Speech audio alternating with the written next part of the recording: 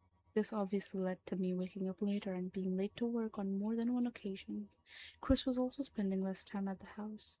I had no clue where he was going at the time. One night, shortly after this, I had been taking one of my nightly walks when I, all of a sudden, realized I had walked farther than I ever had up to that point and found myself at the town park. It is small, with a generic assortment of playground recreational equipment, swing sets, seesaw, sandbox, merry-go-round, etc. I sat on one of the swings and started tossing small rocks at a nearby tree. I eventually got into it and really started throwing them at it. I actually found myself hacking into it with a sharp rock. I was disrupted by the sound of a car door slamming across the street. Didn't we just read this?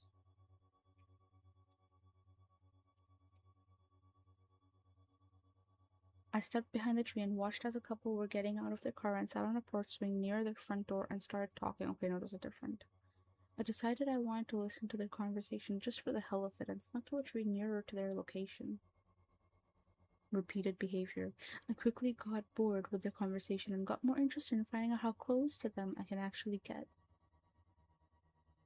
So I doubled back to the first tree I was throwing rocks at and made my way into the woods and turned back in their direction. Getting back at the road, I could see them off in the distance, being out of their view in the dark. I ran across the street and made it to their backyard, sneaking around to the back door. I jiggled the doorknob just out of curiosity and actually found it unlocked but left it alone since I don't break into houses that aren't connected to Butcherface. So I continued around the opposite side of the house and got to the porch, right next to the couple. They still didn't know I was there next to them. It was at this point that I realized I still had the sharp rock that I was using to hack into the tree in my hand. I quietly dropped it to the grass and I was relieved that they didn't hear it, but I was interrupted by clattering behind me with loud barking. I spun around and found a big dog barking at me from a window that was right next to me. It scared the crap out of me and I just booked it into the woods and ran all the way home. I didn't make it home that night until about 4:30 in the morning and I didn't get up until around noon. It was extremely late for work and tried to get there as soon as possible. I stupidly tried to just sneak in, but my boss found me almost immediately and said I had been coming into work late too much and I should just go home. And anger welled up in me. I now realized that that anger was already there and had just gotten stronger at that moment. I was angry almost all the time at this point in time, but I held it in and just walked out. Although I did flip off the security camera at the door in my way out. I spent the rest of the day watching TV until Chris got home and I informed her that I had been fired. He wasn't too happy about me losing my job, saying I wouldn't be able to pay rent. We had a fight and he stormed out, saying he needed to cool down. This was pretty normal around this time.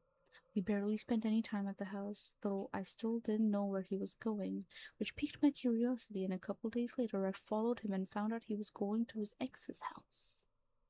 I got the distinct feeling that she wasn't exactly his ex anymore, although I wasn't happy that he felt he had to hide that from me. A few days after this, after getting home from looking for a new job and getting the mail, I found that one of the letters had writing smeared across it in what appeared to be either red paint or nail polish. All it said was the line was crossed at 9. It was another random message that seemed out of character from Butcherface, but it was even more random for him. Feeling alone and still strongly interested in Butcherface, I stopped looking for a new job and essentially became a recluse. I hadn't left the house for a week and a half, hadn't seen Chris for even longer than that, and hadn't seen Emma for almost 2 weeks. That's when I decided to go back to the house we found in the previous chapter, which we started calling the House of Butcherface. I wanted to know what was in the box we found in the barn. I left just as the sun was setting. Once getting there, I glanced through one of the windows of the house. It was dark, and it appeared mostly the same, except for what looked like hundreds of 2-foot strands of yarn of multiple colors hanging from the ceiling. I had no interest.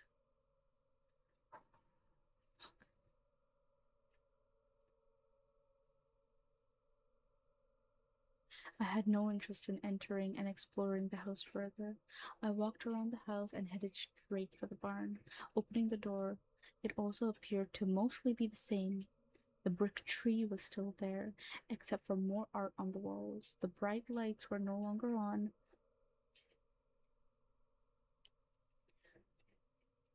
and the glass sculpture that resembled fire was also missing. But the box was still there. It was in another position as if it had been moved.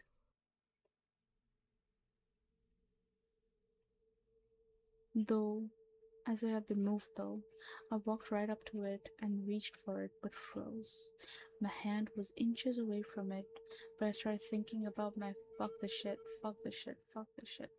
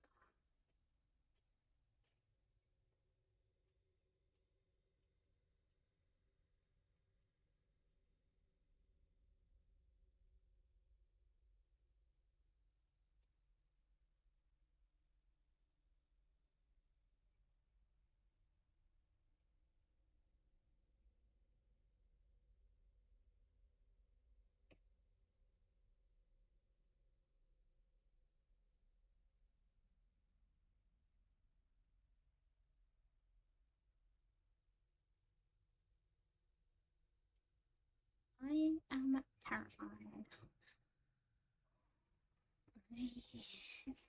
I'm terrified.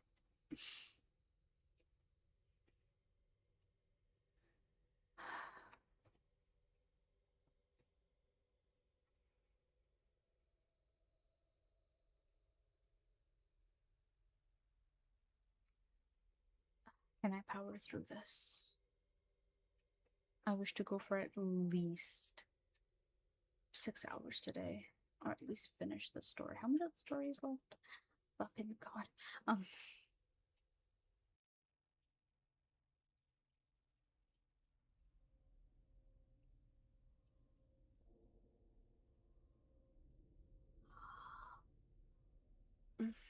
okay. Can I power through this on my own?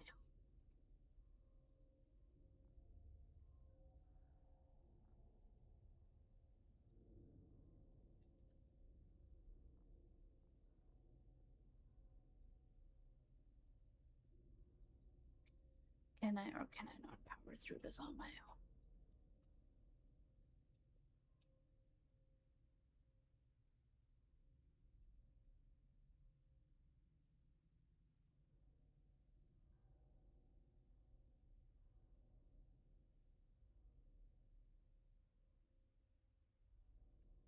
Oh, I've read creepier shit. I've read creepier shit in the past. Um, I walked right up to it and reached for it but froze. My hand was inches away from it, but I started to think about why I was doing it. I realized I had fallen into his trap. This is what he wanted me to do. I was acting just like Chris when he was obsessed, maybe even worse. I left the barn and walked into the field that sits behind it. It was dark now, and the field was full of fireflies.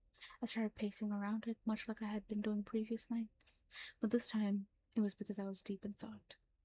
I realized that my interest in Butcherface was displaced. I had been doing exactly what we said Butcherface wanted us to do, to become obsessed with what his message was and follow him in an attempt to find out what the answer was. I still had questions, though, the obvious one being what his message was. But it was at that moment that I realized that I wasn't sure I wanted to know. I then thought of another question. We've gone to multiple places that were we suspected Butcherface was living in or had been living in, but we never got him by surprise. We've never walked into a dilapidated house and found him snoring away on a pile of trash. It's as if he always knew we were going to be at one of his hideouts. I then remembered the hidden cameras we had found around our house a while back. Was he still watching us? I then got a chill down my spine when I realized he could be watching me right then. I suddenly felt extremely exposed at that moment in the middle of the field. I looked into the dark woods that surrounded the field and got the overwhelming feeling I was being watched. That's when I decided I didn't want to do this anymore. Butcherface hadn't helped any of us. I was done with him. A couple days later, I had just gotten home from looking for another job and found Chris's girlfriend's car in our driveway. I pulled up just as she was stepping out of it. I turned, it turned that she was meeting Chris after work. We walked into the house and I told her about what happened at the house of Butcherface, but admitted that trying to get away from the obsession wasn't easy. I was still finding myself thinking about it a lot. Having ADD, I'm used to having my attention wander, but it wasn't happening any more than usual and was automatically focusing on trying to decipher Butcherface media. She said that it may be time to admit that I needed help. I instinctively got mad, but then realized she was right. I apprehensively agreed, but admitted that I had no idea where to start. She told me that she had had a psychiatrist while in high school. I asked if it worked, and she said it really did, and she didn't even have to see the doctor anymore after a while, and she agreed to give me the doctor's number. Chris came home soon after, and they left without saying a word. She gave me the number the next day, and I set up an appointment. A week later, I was sitting in the doctor's office. Let's call him Dr. Fidem. I started very awkward, with him asking a bunch of probing questions. I told him everything, finding the Butcherface media, the stalking, the break-ins, Chris's obsession, Jesse's falling toward obsession, the house of Butcherface, my growing obsession with Butcherface, and other problems. He would just nod and jot something down on a pad of paper. We then had a good long talk. I'm not sure if he believed any of it, but he prescribed me Zoloft and we set up monthly sessions. As I was leaving, he asked me if I could produce any proof of Butcherface. I said I didn't think that was a good idea, but he said he just wanted something to corroborate my story. I set off for home feeling good. I felt like I was taking a step closer to being free from Butcherface for good. My life was getting too dark. I was looking forward to hanging out with my friends and girlfriend again. He has a girlfriend now? Wait, Emma. Instead of falling into dark analysis of some psycho's art. Then I pulled into my driveway and found my front door wide open. I cautiously got out of the car and walked to the open door and saw white streaks of some dark red liquid leading from the door through the living room and down the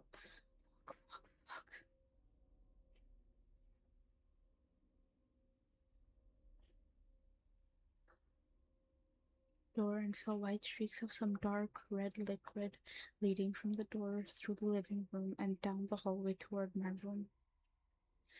I slowly followed it through the house and found it led to the room next to my bedroom, where I kept my collections of movie memorabilia and sword collection with the door slightly ajar. I kicked the door open, not wanting to be jumped by someone on the other side, and found the room empty.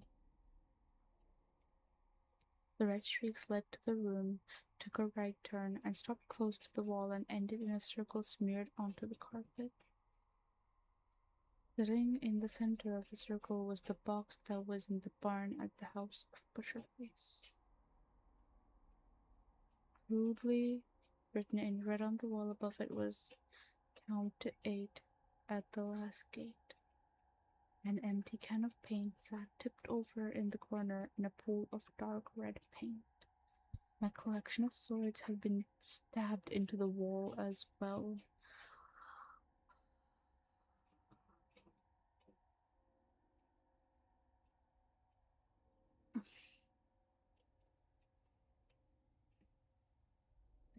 Imagine us holding your hand. I'm trying. Good night. See you tomorrow. See you. Bye bye. Take care. Thank you for being here. Thank you for the worker check-in.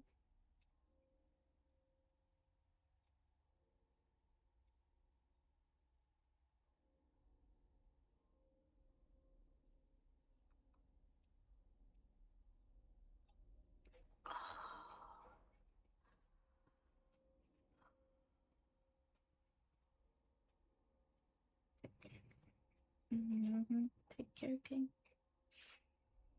I'm trying my best. I'm trying. I am kind of shitting myself, guys. And I know exactly what's making me shit myself more than other stories do.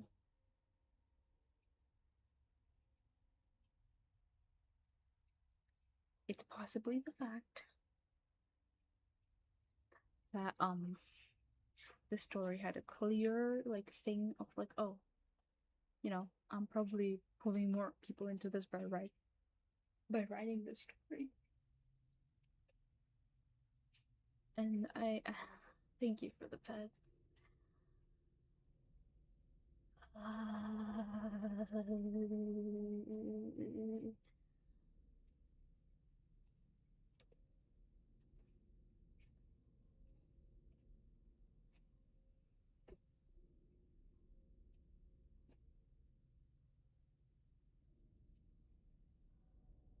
My collection of swords had been slapped into the wall as well, with the blaze jutting out of the other side of the wall.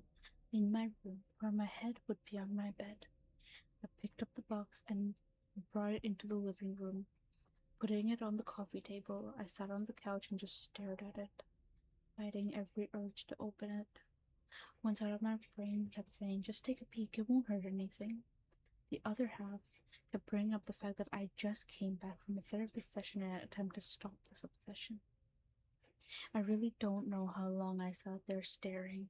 It literally could have been hours, but I ultimately decided to put it on the floor and slide it under the coffee table, deciding to figure out what to do with it later. Although, while sliding it under the table, I noticed some writing on its back. I turned it around and found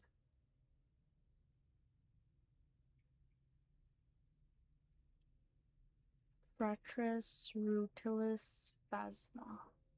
What does this mean? Is it also in Latin?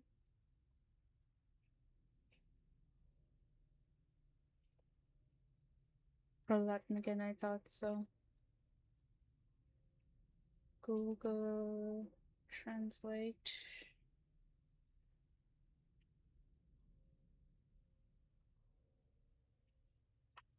Latin. Brothers rutilis phasma. That's all it's giving me in Latin.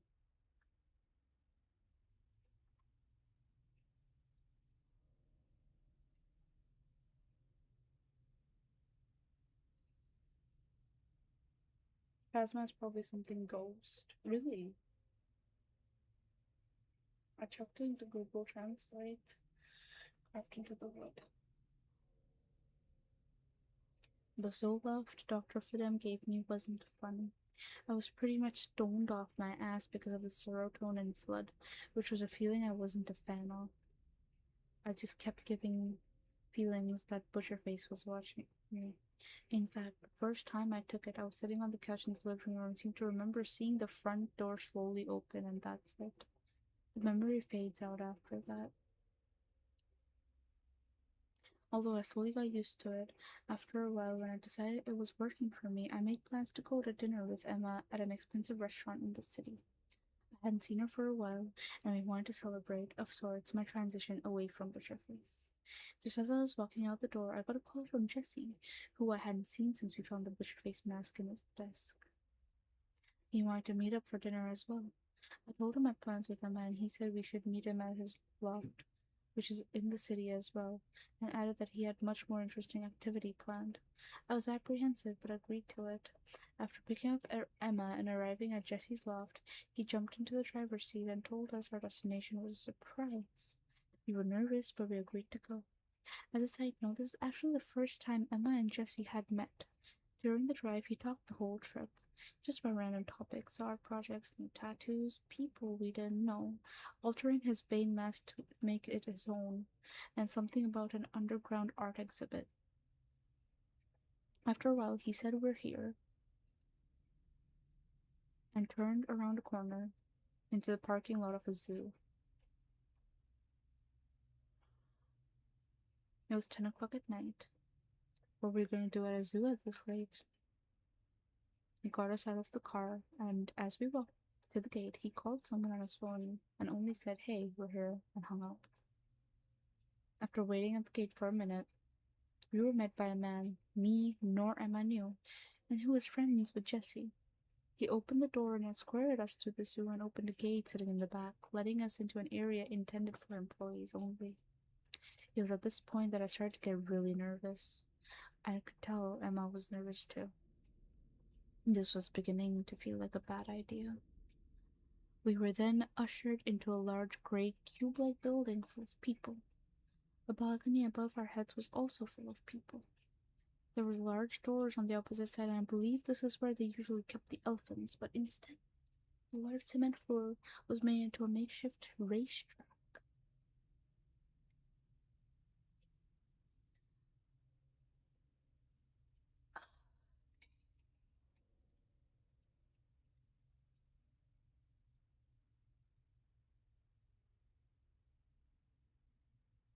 Alright, dude, I'm kind of shitting myself. So, and my phone died. Amazing.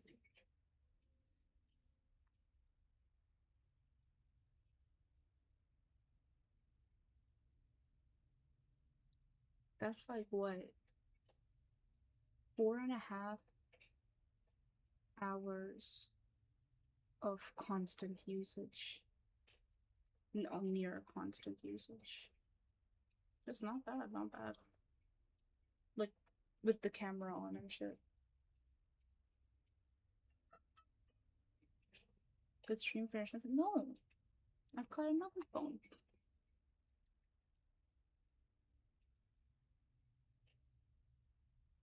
If you're spooked, I am spooked. But I am not about to end just yet. Don't tell me what to do. I am spooked, but ain't that part of the fun for this stream?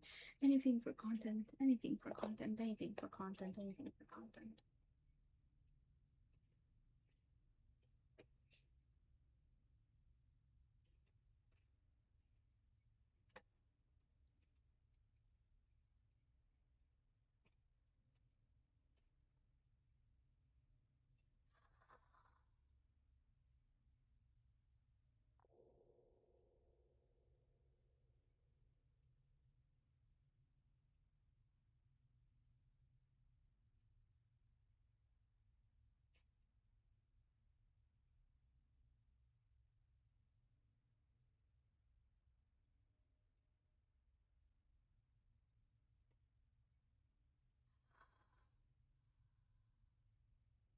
Animal noises could be heard in a room nearby. Jesse had been chatting with his friend the whole time, and we were still confused as to what was going on. We had apparently gotten there just in time because the door to the room making the animal noises soon opened up. A number of people walked in with small monkeys on their shoulders and directing a group of small pigs towards the racetrack. The entire building burst into applause. I grabbed Jesse by the shoulder and spun him around to us and asked what the hell was going on. He informed us that most of the people here worked at the zoo and they had trained the monkeys to ride the pigs like little horses. It was a very what the hell moment, but I must admit that I wanted to see it. The riders were placed on their steeds in the racetrack, and money began quickly changing hands. Everyone began chanting, 3, 2, 1, go! And someone blew a blowhorn, which echoed in the large building, and the riders were off.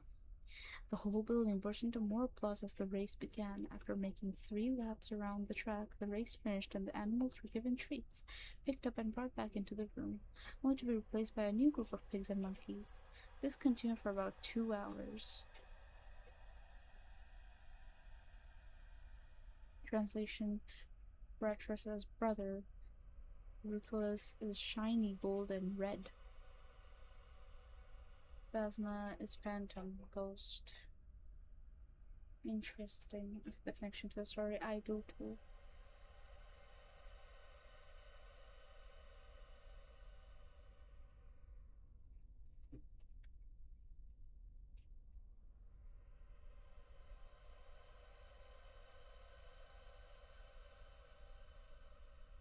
Lord.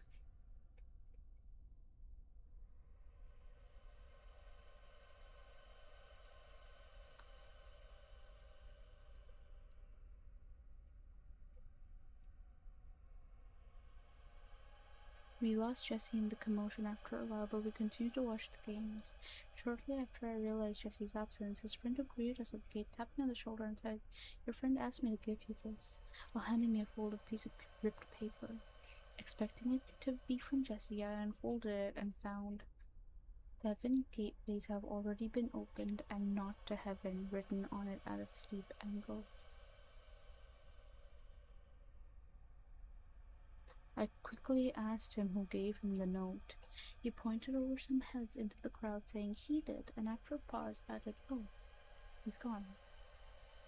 Looking around, he said, "I'll see if I can find him," and left. I grabbed Emma by the hand and led her through the crowd to the wall near the door we came in, so we could have something against our back, and called Jesse. He picked up, and the first thing I asked him was if he had asked his friend to give me a note. It was hard to hear him through all of the commotion in the room, but he said no. I then told him we were leaving. He asked for us to stay, but I refused, and since we were his ride, he agreed to leave too. Me and Emma then went ahead with our original plans to have dinner at a nice restaurant.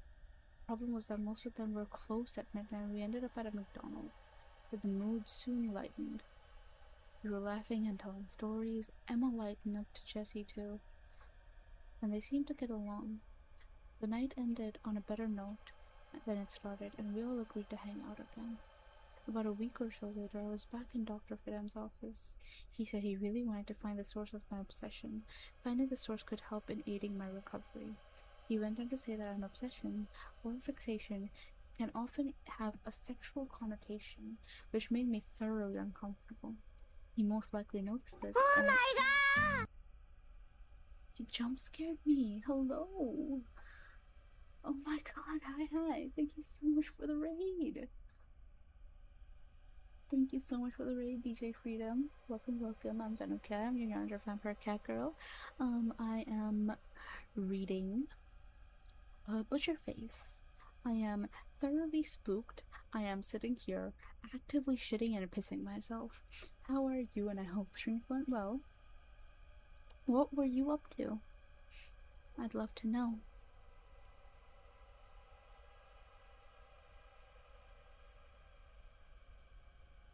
She is reading. I am reading. Thank you for the water. Thank you for the stretch. I would introduce myself like that, but you do you. Of course you wouldn't. Because you have shame and I don't. Thank you for the stretch. How was stream? Oh my goodness, fucking gracious. I needed that stretch. Oh god, I needed it.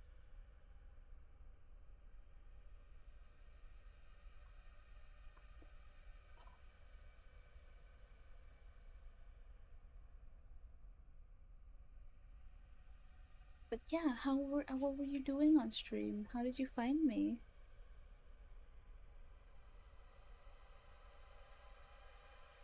Uncle Instinct, why don't you dare end before I come back? Alrighty.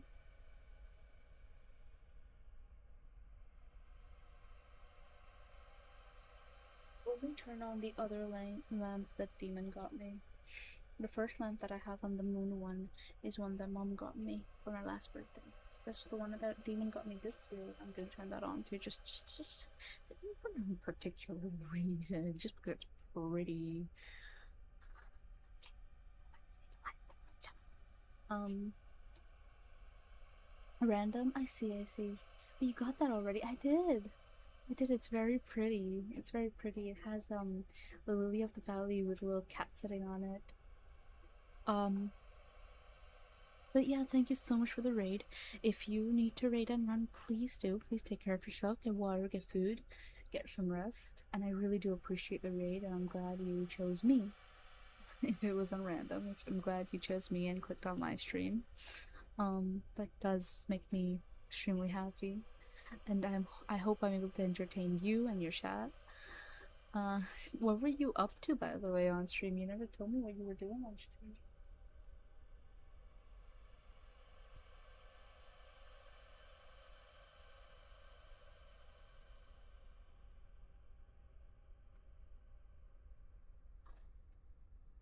Oh, playing Fallout 76. Oh, okay, okay, that's cool. That's cool. Hello, Walter. Thank you for the lurker check-in. Um, playing Fallout 26. I'm glad that you had a good time playing that. Or at least I hope you had a good time playing that. And again, thank you so much for the raid. I really do appreciate it. Um, thank you for the pets. Thank you, thank you. Um, hold on, let me stop you just a little bit.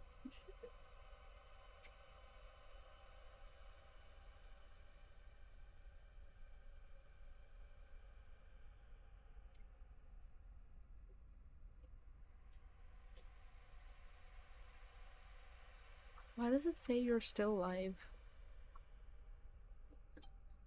DJ Freedom, why does it say? Why does it say you're still live? It says you're still live.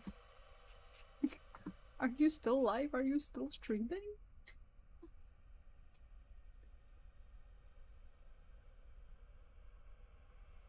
Aye. Aye, alright then. Let me just really quickly. Boop.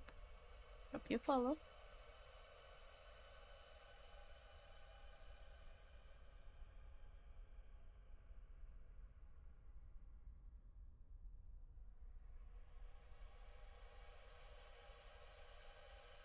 How did you rate if you're still live? Did you just go live immediately afterwards?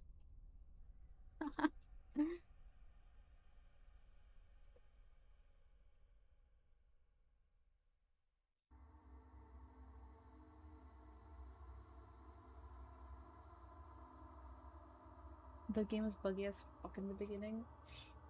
I have only, in terms of Fallout, I've only played Fallout New Vegas. So I really wouldn't know about 76.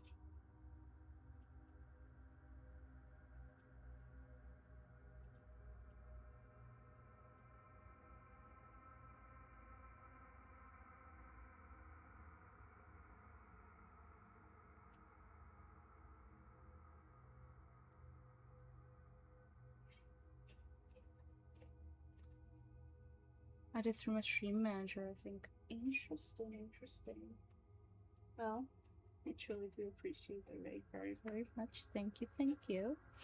At 76, it's not worth the time and the grind. I see, I see. If you say so.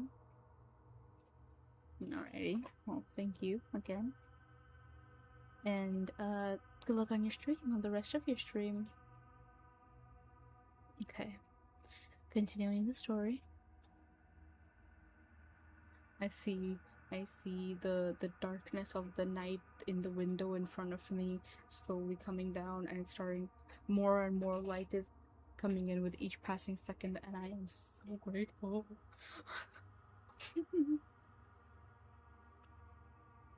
The problem was that most of them were okay, we did read this. He most likely noticed this and went on to mention the images in Butcherface's media being violent. Violence has deep sexual connections, such as sadomasochism, masochism, sadism, sadomasochism. There we go. If I could read, if I wasn't like dumb, sadomasochism, which is getting sexual gratification by causing pain to yourself or others, as well as the art. This word, I don't. Is this okay to say on Twitch? I don't fucking know. I'm scared.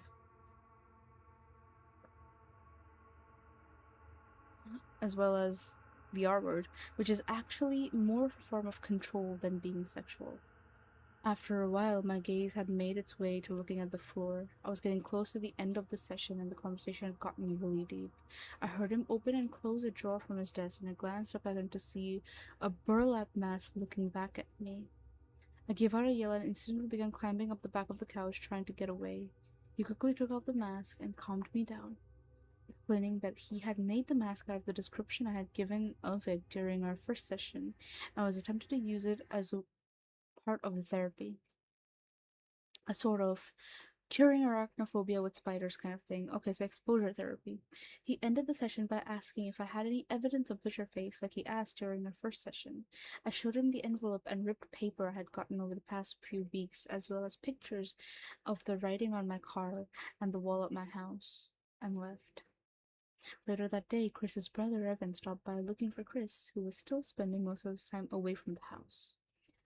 I told him he'd most likely be around soon and said he should wait for him. We sat down in the living room and I told him about my therapist sessions and Emma, who we still hadn't met.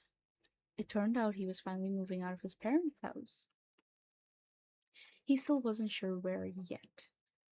Keep in mind, by the way, I think these people are like close to 30. Like, our narrator is probably close to like 25 to 30 here. And Evan, beginning of the story, he was like 19. And it's been like, what, 4 years, 5 years since then? So Evan is like 25 now.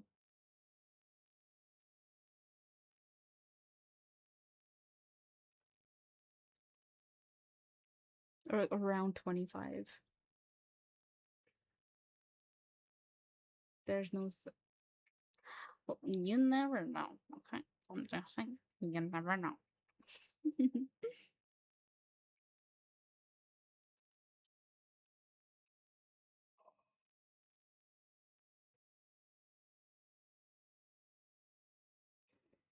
It turned out he was finally moving out of his parents' house. He still wasn't sure where yet. I asked if he wanted a drink and went into the kitchen. I was filling up a glass of soda when he asked, "Hey, what's in here?" I asked what he was talking about, and he answered, "This box under the coffee table." I realized he was talking about the Butcherface's box I had slid under the coffee table a while back. I dropped the glass I was filling with soda, causing it to shatter to the floor, and ran back to the living room to find Evan looking into the open box. From my angle, I couldn't see into it. He looked at me and asked, "What the hell is this?" I tried to stammer an answer but didn't have one. He then added, "Is it that box Chris told me about, isn't it? The one you guys found at the house?" I tried telling him I found it and I hadn't looked in it. He slammed the box shut, got a disgusted look on his face, stood up, and headed for the door. I tried to explain, but he was already out the door, getting into his car. Finally, out of anything else to say, I asked what was in the box, but he slammed the car door shut and drove away. I turned around and slowly walked back to the box. Something in it had made Evan leave. I reached out and grabbed the latch that had been closed when Evan slammed the box shut and froze.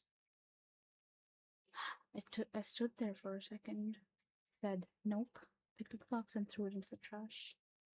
A couple days later, while I was out, still looking for a job, I got a call from Dr. Fidem asking if I had come across any more Butcherface media. I awkwardly said no, and he said okay and hung up. Pulling into my driveway, I found a trash canister tipped over into the street with the trash bags ripped open and garbage strewn all over the street. I poked through the trash and noticed that Butcherface's box is now missing. I spent the next 15 minutes ignoring the glares of people driving by and removing the trash from the street. I got into the house, made myself a lunch, mindlessly took my meds. I tried not to think about the missing box and what was in it. It was just another attempt at a push by Butcherface to follow him.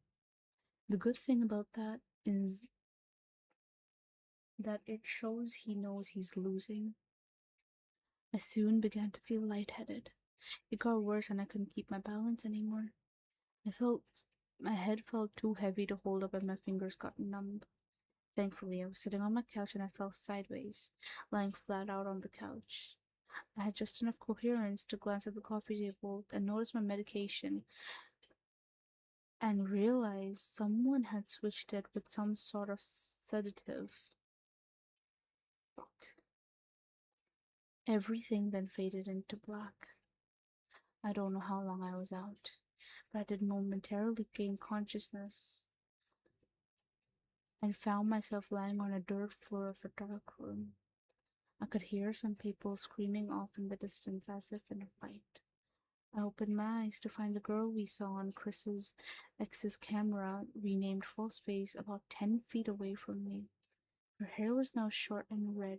She was wearing a papier papier mache mask that resembled Heath Ledger's Joker makeup and the Dark Knight, white with black circles around the eyes and a big wide red grin. A glint of metal caught my eye, and I looked at her hands and saw that they were covered in a strange assortment of small metal bars that came together to form metallic gloves with 4 or 5 inch metal claws extending off the fingers. She was dressed in a pink tutu, which was fitting because she's slowly ballet dancing as if the screaming was music to dance to. It's needless to say that she was too busy to notice that I was awake, but it didn't matter because I lost consciousness again. I seemed to remember muffled talking, an animalistic screeching sound being moved again, and the sound of a door slamming. I gained consciousness again and found myself in an even darker room. A faint glow dimly lit the room around me, and it looked familiar. I tried to sit up and found something heavy on my face. I reached up and felt something metal over my head. There were eye holes in various shapes protruding from it. I realized it was a mask. I sat up, slipped the heavy mask off my head, and found myself back in the Butcherface's barn. I was lying on a thick wooden table, sitting up against the brick tree that's in the middle of the room. I looked in front of me and saw what was the faint glow. That the faint glow was coming from a laptop on a tall crate we originally found the mysterious box on. Bro, this shit's stressing me out.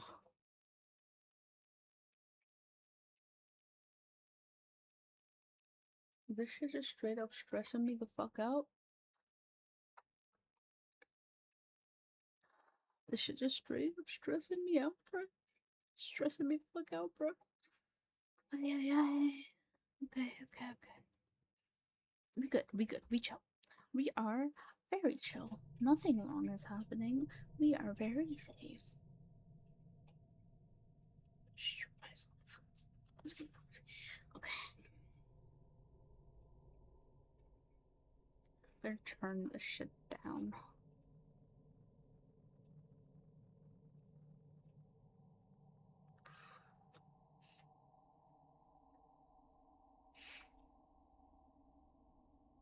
Alright.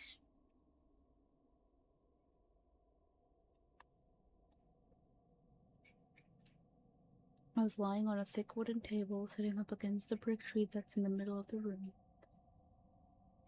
I looked in front of me and saw that the faint glow was coming from a laptop on the tall crate we originally found the mysterious box on.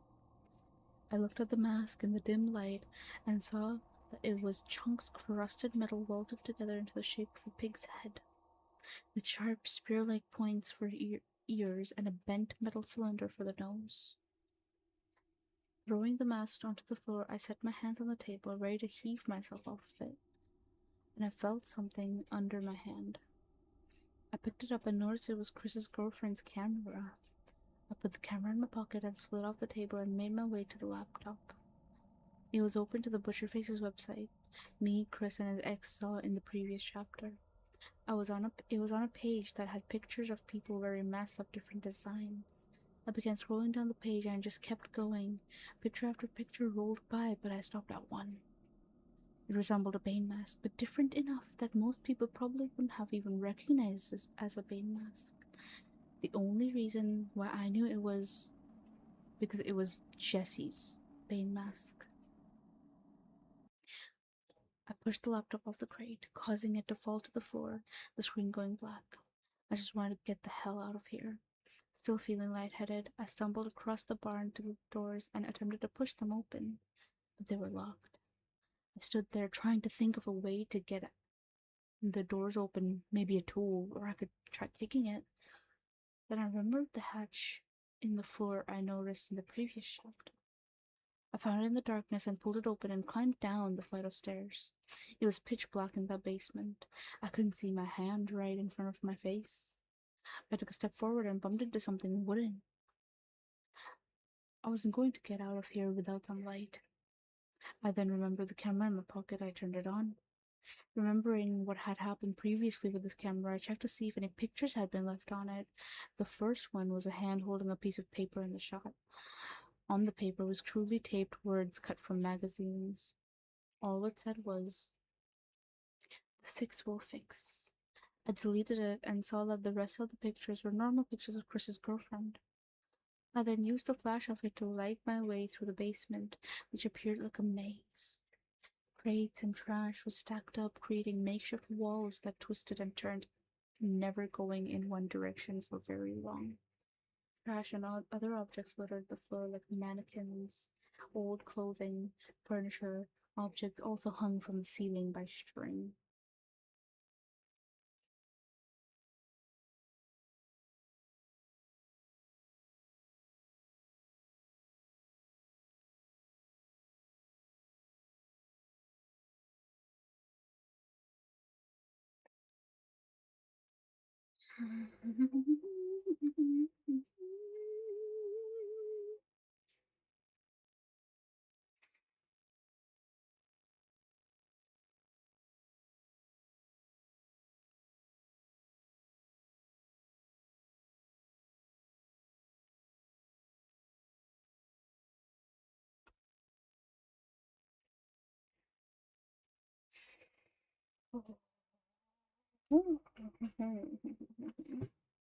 Hi.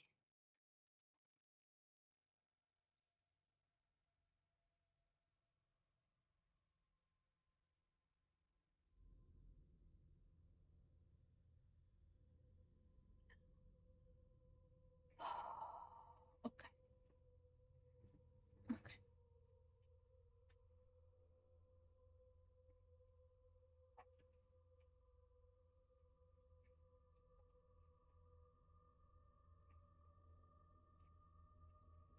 Logs with the bark still on them were used as pillars to prop the barn above it. The basement seemed to have been dug out, widening what was essentially a cave now. I don't really know how big it actually was.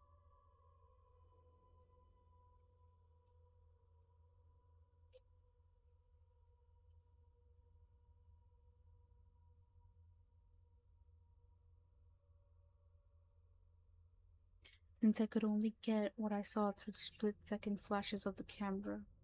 With all of the corners and stuff leaning against the crude wall, it was very confusing.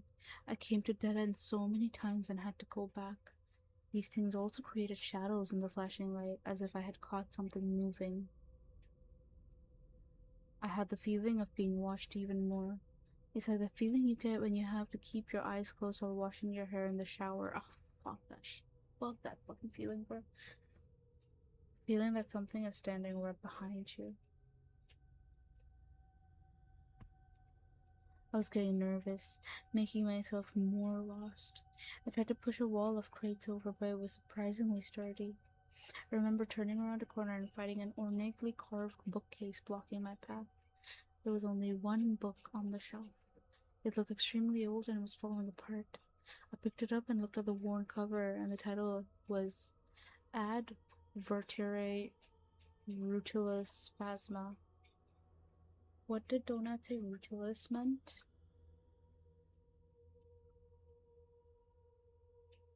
Wait, let me find it. He said in chat. Rutilis is shiny or golden red. Golden red. So it says Ad Vertere Rutilis Phasma. What does that mean? Let me look it up. Okay.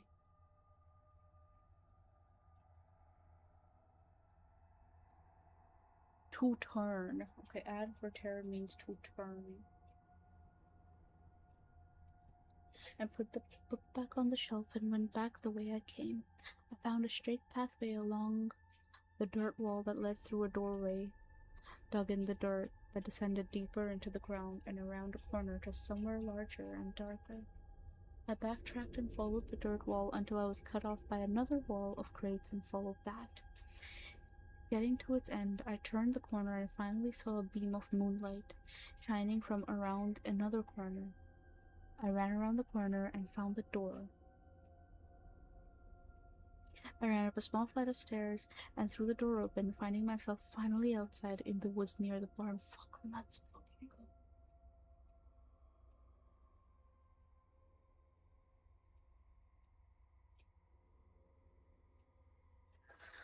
Hold on, guys. Let me pull the curtain.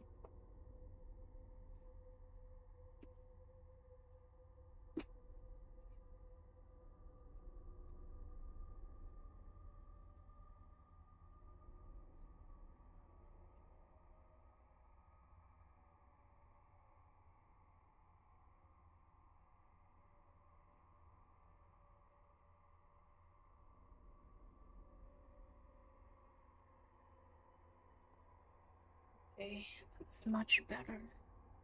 Plenty of light coming in. Well, plenty, but like more than there was. This is nice. This is nice. This is better.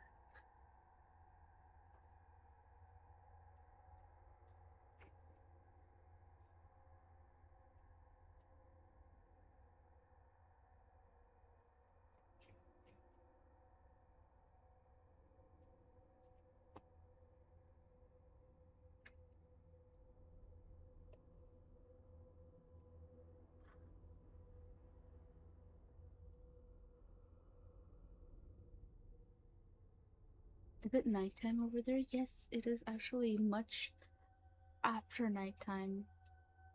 Nighttime has passed. We are going into daytime now. What was I saying? What was I reading? I found a straight. Okay, he got out of the barn. Okay, cool. Finally being free of whatever labyrinth I just emerged from, I avoided the house of Butcherface, which appeared to have some sort of faint firelight coming out of the windows, and ran to the road and started walking in the direction of home. That walk could have taken days without a car, so I called the only person who was talking to me and was actually close enough to pick me up, Chris's girlfriend. I continued walking until she pulled up and picked me up. On the drive home, I told her what happened and how I ended up back at the house of Butcherface, admitting that it did seem suspicious, but I was truly trying to stay away from him. Butcherface wasn't making it easy. I don't think he was trying to kidnap me. He knew exactly what I would do and what I would find. It was obvious that he wasn't done with me either. He asked how I was going with Dr. Fidem, and I brought up the strange call I had gotten from him the day before, and I noticed a nervous look on her face. I gave back her camera, which she didn't even know was missing, and thanked her for picking me up. She smiled and said it was no problem, and added that she wanted to get me and Chris talking again. The day she successfully got me and him in a room together, where I told him everything that had happened and showed that I truly was trying to fight it. I also told him about his brother's visit and said he'd check in on him. At one point, I noticed that Chris's girlfriend was acting distant again, and when she left to go to the bathroom, I asked what her problem was, since we had gotten along so well the night before. He told me that after she dropped me off at home and drove herself home, she got curious and looked at the pictures I had taken while using the camera's flash to find my way out of the barn's basement, and found something in some of them that she thought was disturbing. I asked what it was, and he told me he didn't know. I didn't believe him and told him to tell me what she found. He said he was telling the truth and really didn't know. When she came back, I asked her what she found in the pictures. She looked at Chris disappointedly and said it wasn't important. I stood up and demanded she show me the pictures. She told me I was getting obsessed again and that it would help if I stopped trying to see them, and added she deleted them anyway. I knew she was right and calmed myself down. Me and Chris began talking about Butcherface again, not as obsessed possible disciples, but as two people who had gotten a deep understanding about how strange and interesting it can be the deeper you go.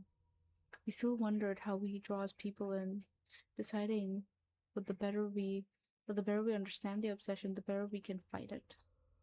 Our original assumption was that his media and attacks were a sort of brainwash. But brainwashing requires a constant sleep deprivation, partial sensory deprivation, psychological harassment, and social group pressure. That is not true, actually. Butcherface's actions had all of this, but could be spread out over weeks, even months. For brainwashing to work, these actions would have to be done constantly, almost non-stop, and behind closed doors. His media seemed to be more of a subtle encouragement or persuasion to change his potential disciples' psychology, with some pushes by Butcherface and his friends. He wants everyone to want to wonder what his message is, and his media is the way to do it. He liked to repetitively use the CV symbol to drill something familiar into our minds, like some sort of brand symbol or logo. That's when I realized it. Butcherface isn't using his media to brainwash people, he's advertising. What is he promoting? Personally, I don't want to know.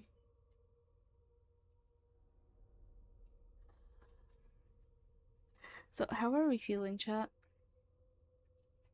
Chat, how are we feeling? Thank you, Hi Piggy. Welcome back. I'm doing okay so far. How are we feeling, chat? How do we feel? Mm. How do we feel? How do we feel? How do we feel? I want to know how we feeling. So clean.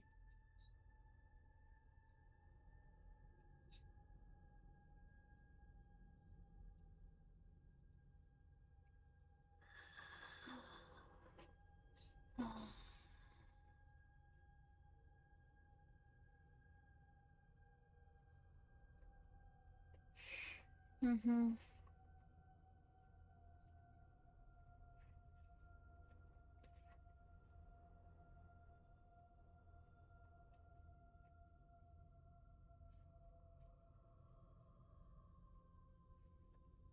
Mm-hmm. Mm-hmm. Mm-hmm. Mm-hmm. Mm-hmm. Mm-hmm. Mm-hmm. Mm-hmm. Mm-hmm. Your baby might get fluffy hair picked tomorrow. Bribery. Oh, she's non-verbal. No, I'm okay. My hair has been so fluffy since I showering so often. I noticed. Good, I'm multitasking. I will reply late. That's perfectly okay.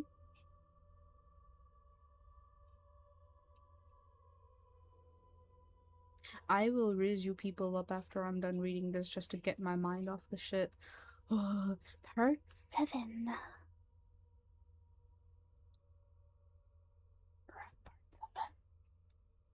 Dude, I don't know how I made it this far, but I am terrified. At least there's like light coming out of the window. That's good. That's always good. Um,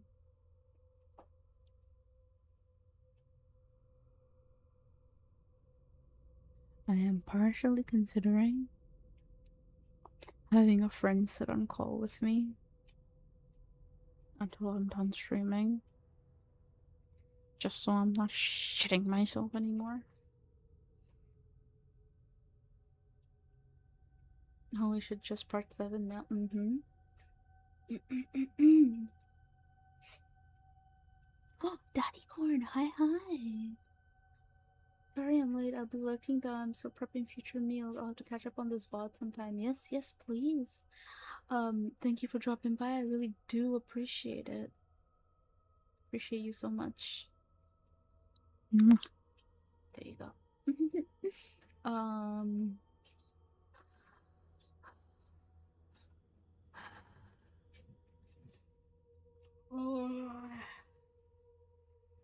I'm like,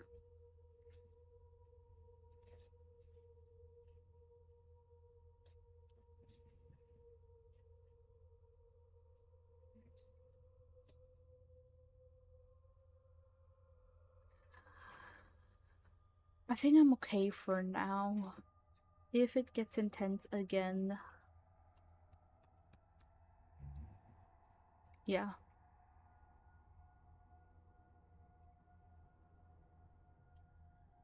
After the realization that Butcherface's media is actually advertising, I did a little investigating on the topic.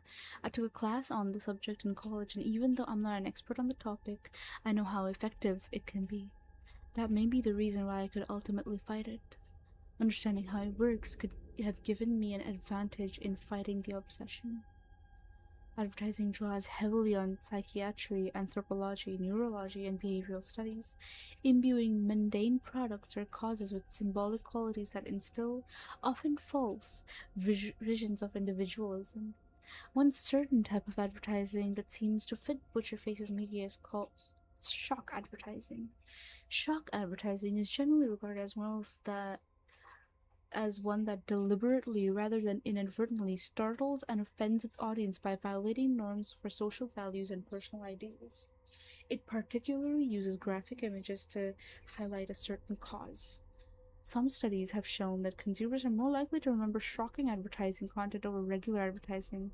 Essentially, advertising affects you every day and you may not even realize it. This is true, by the way, because the brain does remember things that negatively hurt it or negatively impact it. Intense again? You okay, Vin? Yeah, I'm okay. It's just like I was kind of shitting myself earlier. But yeah, this is true because advertising, especially if it's like shock advertising, those typically work really well because when something negatively impacts you or affects you, like it puts a negative thought in your brain, you are more likely to remember it, and that's why horror genres and violent genres are so popular, right? Because your brain remembers negative things better. Like, if you see the news of a car crash, right? Or like a news of a terrible like tragedy, you're more likely to remember that as compared to like news of something good happening. And that's kind of just how it works.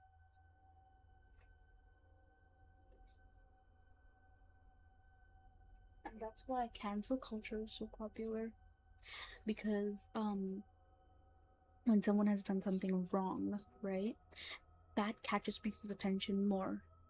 When it's something bad, that catches people's attention a lot more. Um, like you could see someone like if you scroll through Twitter, right? Let's say best example, you're scrolling through Twitter, you come across a post of a VTuber announcing that they got married, for example, right? And you could like it, you could be like, oh, congratulations, da da da. And this could be a random VTuber that you're not really that interested in.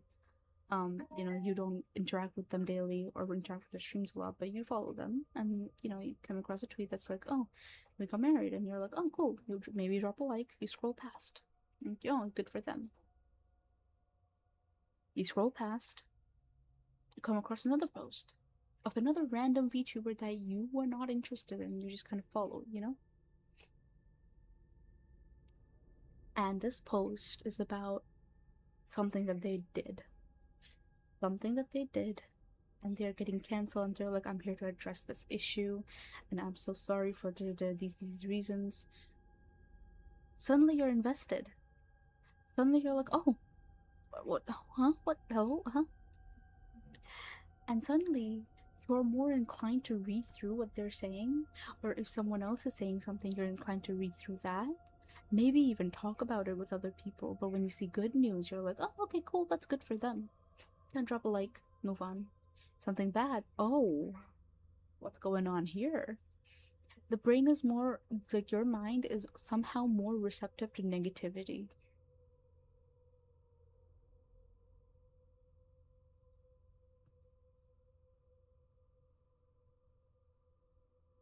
I kind of wish I could learn positive things better.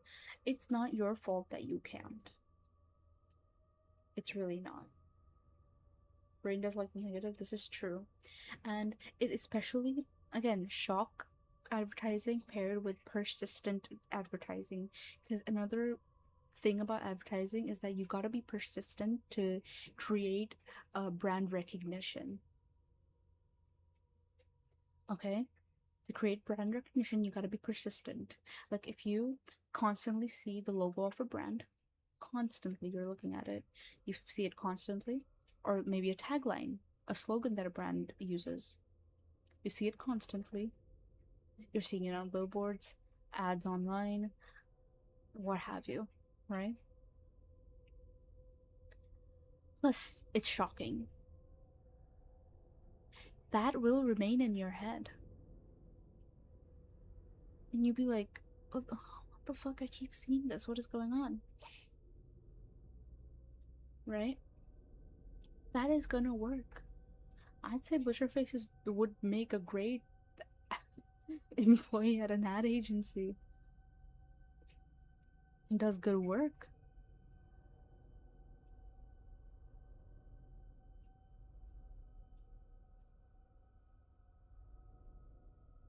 Being very persistent, constantly exposing your audience to the same thing over and over again, it builds a kind of uh, recognition in the, like, brand recall is what we call it in advertising and marketing. Like, it, how easily is your audience able to recall your brand? For example, when you hear the sentence "just do it," you think of Nike, right? It's like, oh, right, yeah, that's Nike. That's because they have insanely good brand recall with their audience. The audience just knows. They're like, oh, that's Nike. Yeah. That also goes for KFC, especially McDonald's when it comes to like advertising, right? You hear a sentence, you're like, oh, that's McDonald's. Same goes for jingles, by the way. That's called an earworm. Um, sorry, random rant. Is anything to escape my mind of this, bro?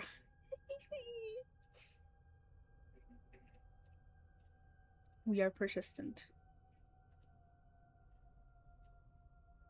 Rant to distract from the horrors. Oh no, the horrors. Brain always prefers negative over positive. This is true. And because your brain always prefers negative over positive, it is a lot easier to say negative things about yourself and have your brain believe it. So even when it's difficult, because also keep in mind, just like the concept of brand recall, when you constantly are exposed to something, it gets basically ingrained, burnt into your memory.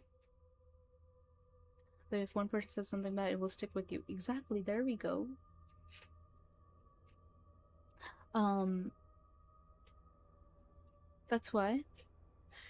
Because, and like, this is something that we are told when we are kids, is like, oh, if you keep reading your study material over and over and over again, you will remember it. That's because the more number of times your brain is exposed to a certain, let's say, a certain statement or a certain anything, it will start considering it true. Reality is very subjective because how you remember a certain incident may not be how another person remembers it, not just because that they perceived it differently, but also because, like,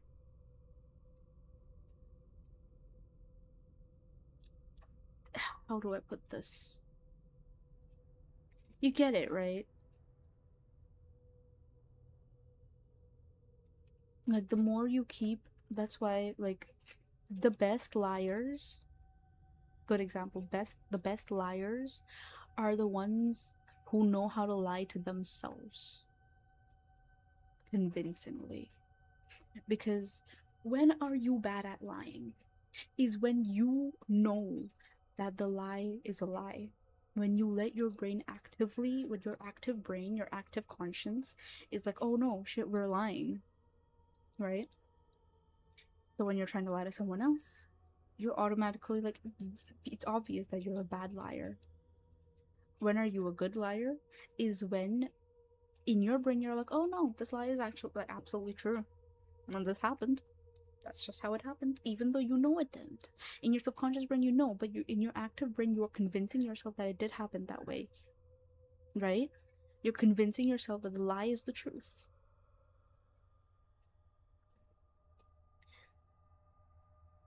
That's how self esteem works as well, actually.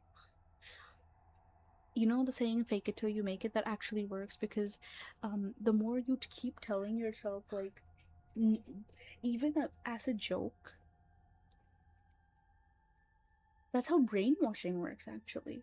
Even if, as a joke, you keep making certain jokes like, oh, I'm probably really dumb, oh, I'm ugly, oh, haha, this and that, you keep making self deprecating jokes, the more you make them, the more your brain will believe you. So when you keep making them, your brain's like, oh, okay, so we're repeating this constantly, constantly. Okay, so this is like true. Is it a joke if it's true? Exactly. This is why you're a fucking stupid ass loser idiot, donut. Sorry. Um, energy to mimic, really, because the truth takes very little energy. Also, I get you. Um, but yeah, is what. But like, if you keep repeating something bad, even as a joke about yourself, your brain will start considering it true, and hence low self-esteem. This is something that I did, and I'm saying this confidently because I've done this before. I have turned my self-esteem around to the point where I was arrogant at one point. And the way that I did was every morning I would wake up, I would look at myself in the mirror and be like, bro, you are the shit, bro. You're him. You're go to that shit, bro. You're so cool. What the fuck? And I did this even if I didn't believe myself initially. I would still force myself to do it. Even if I looked at myself and wanted to cry, I would wake up and be like, bro, you are literally the hottest person alive. Right? Guess what happened? Eventually, after a point, it got less and less difficult to say it, and less difficult to believe it. My self esteem improved, my confidence improved.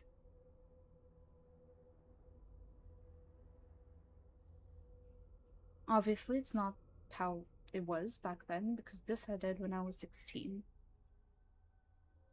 but it does work. And essentially, what I'm saying is repeat good things to yourself and try your best not to make self deprecating jokes.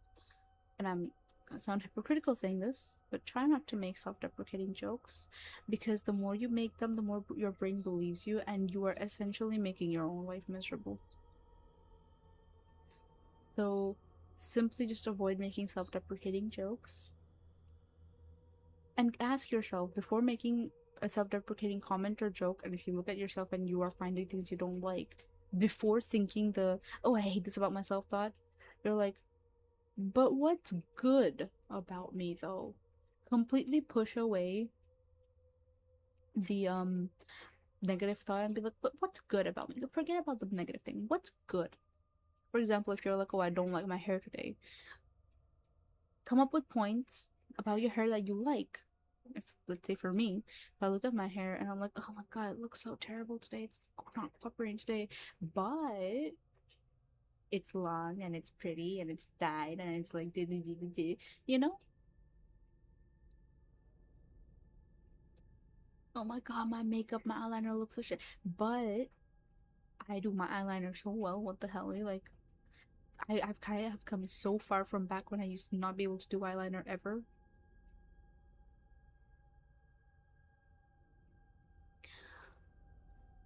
Uh, this is stuff I used to do, man. This is stuff I used to do, and it used to work. I can't find it in me to do it. There's always times I want a girlfriend, but then I have to remember the benefits of being exactly. There we go. I am an old man, and I can tell you're very young. What's your definition of very young? Also, how old are you? Old man, and I swear if he says some shit like, "Oh, that's not old at all," I was gonna be like it's somewhere in his 30s. Okay. Old man, somewhere in his 30s. Oh. Mm, mm, I don't know. Wouldn't count that as old. Not to me.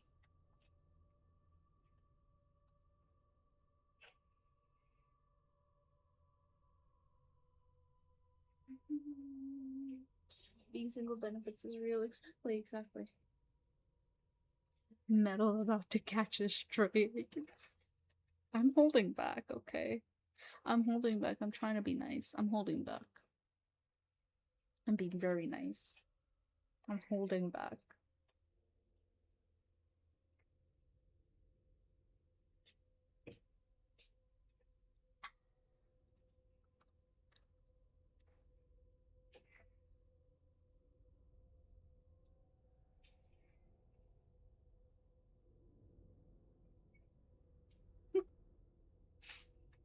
Story time? Yes, story time. I got a DM that I was looking at. Um,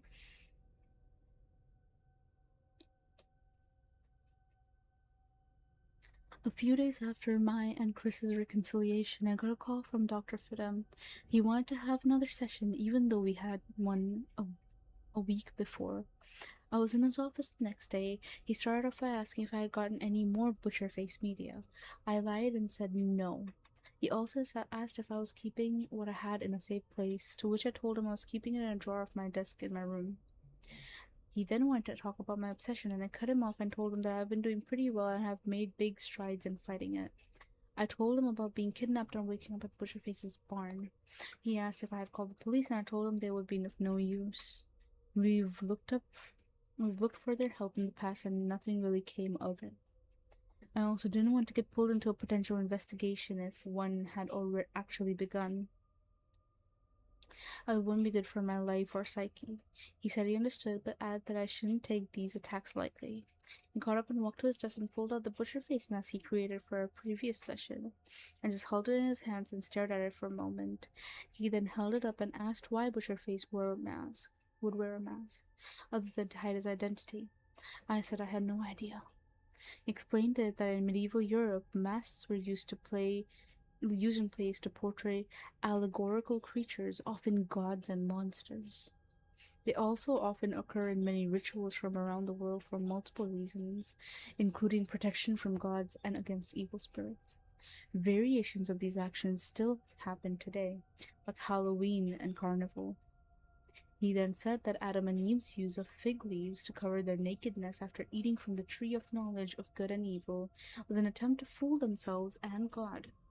He finished up by saying faces are essential to expressing emotion. They are also the epitome of individuality.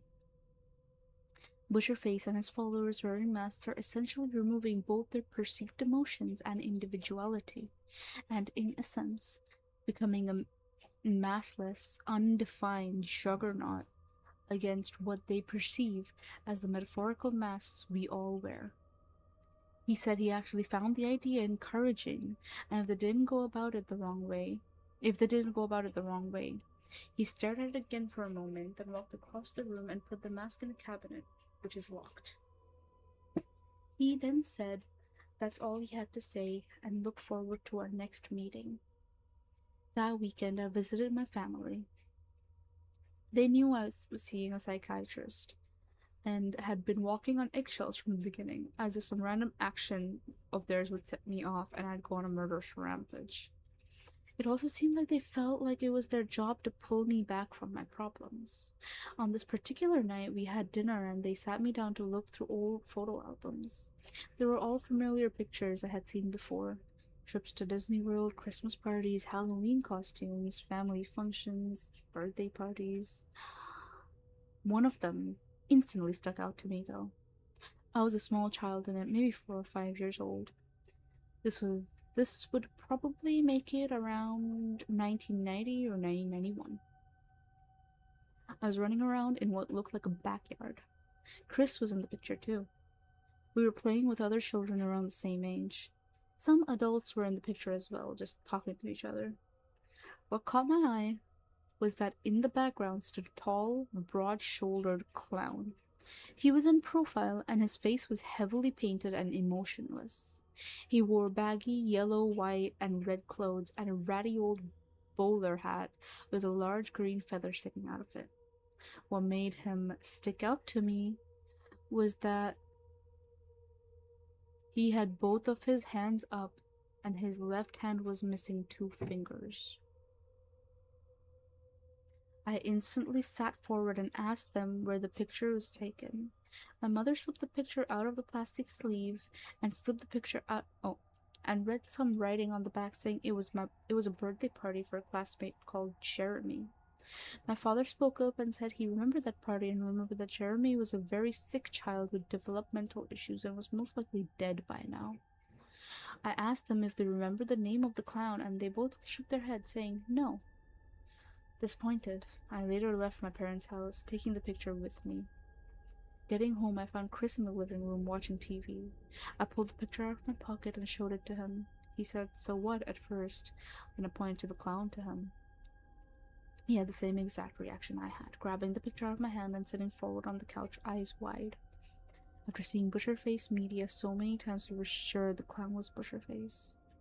He was missing two fingers, he had the same skin tone, and even had the same body build we saw in the videos. I asked him if he remembered Jeremy because I didn't at all. He said he vaguely did. He was apparently hospitalized constantly and was eventually removed from the school. I said we should look into it, but Chris cut me off, saying that I was getting obsessed again. I promised him I wasn't getting obsessed. I just wanted to see where this could bring us. But he said no and walked into his room, slamming the door. I went to bed that night with a lot on my mind, but I ultimately did fall asleep. My sleeping had gotten better around this point. I was then woken up by the slight bang and dragging sound. I couldn't tell what it was, but it was in my room. I stayed in bed but continued to look around for the cause of the sounds. I determined that it was coming from the left side of my bed near the bottom next to my desk. There was some light coming into my room through my open door to the right of my bed, though very little. I then noticed the problem with that. I always close my bedroom door when I go to bed. The dragon continued from the bottom left of my bed and made its way closer. I quickly leaned in its direction and the dragon stopped dead. I looked over the edge of the bed, but the little light coming from the door was blocked by my bed, and I couldn't even see the floor in the darkness, though I had the overwhelming feeling that something was looking at me. I slowly rolled in the opposite direction, acting like I was still asleep, and waited. I had my back to where the sounds were coming from, and I had the overwhelming feeling of eyes burning into the back of my neck. A cold silence filled the room for a good 10 minutes. I started to wonder if I was imagining things when I all of a sudden began to hear the dragging again. It made its way away from me toward the foot of my bed. Then I felt a tug on my blanket. Whatever it was had accidentally stepped on the corner of the blanket hanging off the edge of the bed. I knew my mind wasn't playing tricks on me. The dragon continued to go around my bed and was now crawling past the end of it toward the door, but it stopped again. Whatever it was must be in the light from the door by now, but my bed blocked my view from that angle. I then remembered a mirror that sits against the far wall near my dresser. Without moving my body, I moved my eyes towards the mirror.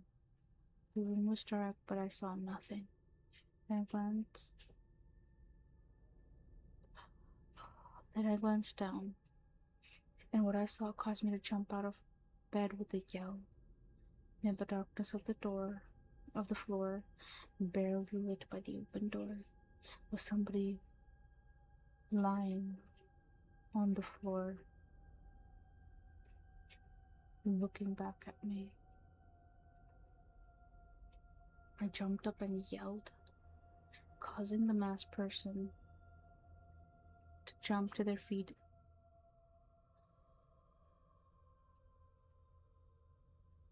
and run out the door. I grabbed a katana from my sword collection that I had sitting between the bed and the nightstand just in case of such a situation gave chase. I ran out of the room and down the hallway, throwing the sheath of the blade as I went. Getting to the living room, he made his way to the already open window near the computer desk. He threw one leg out the window and began to pull the other over the windowsill with both hands braced against the wall, giving me time to catch up to him. I made a wild stab at him just as his other leg slid off the sill, catching his shirt sleeve near the elbow, pinning him to the wall. With him trapped, I started throwing punches at his face, but he was moving too much and I mostly made contact around his neck and upper chest. He continued pulling at his sleeve and I continued punching. His sleeve finally tore free and he fell outside the ground, got up, and ran away. Chris had burst out of his room just as Butcherface had fallen out the window and ran up to me just in time to see him disappear into the woods. I then told him this is why I wanted to look into the clown at Jeremy's party. Butcherface won't leave us alone. I wanted to know why. He then agreed to help me look for Jeremy's home. The search for Jeremy was actually pretty easy. It was a simple internet search.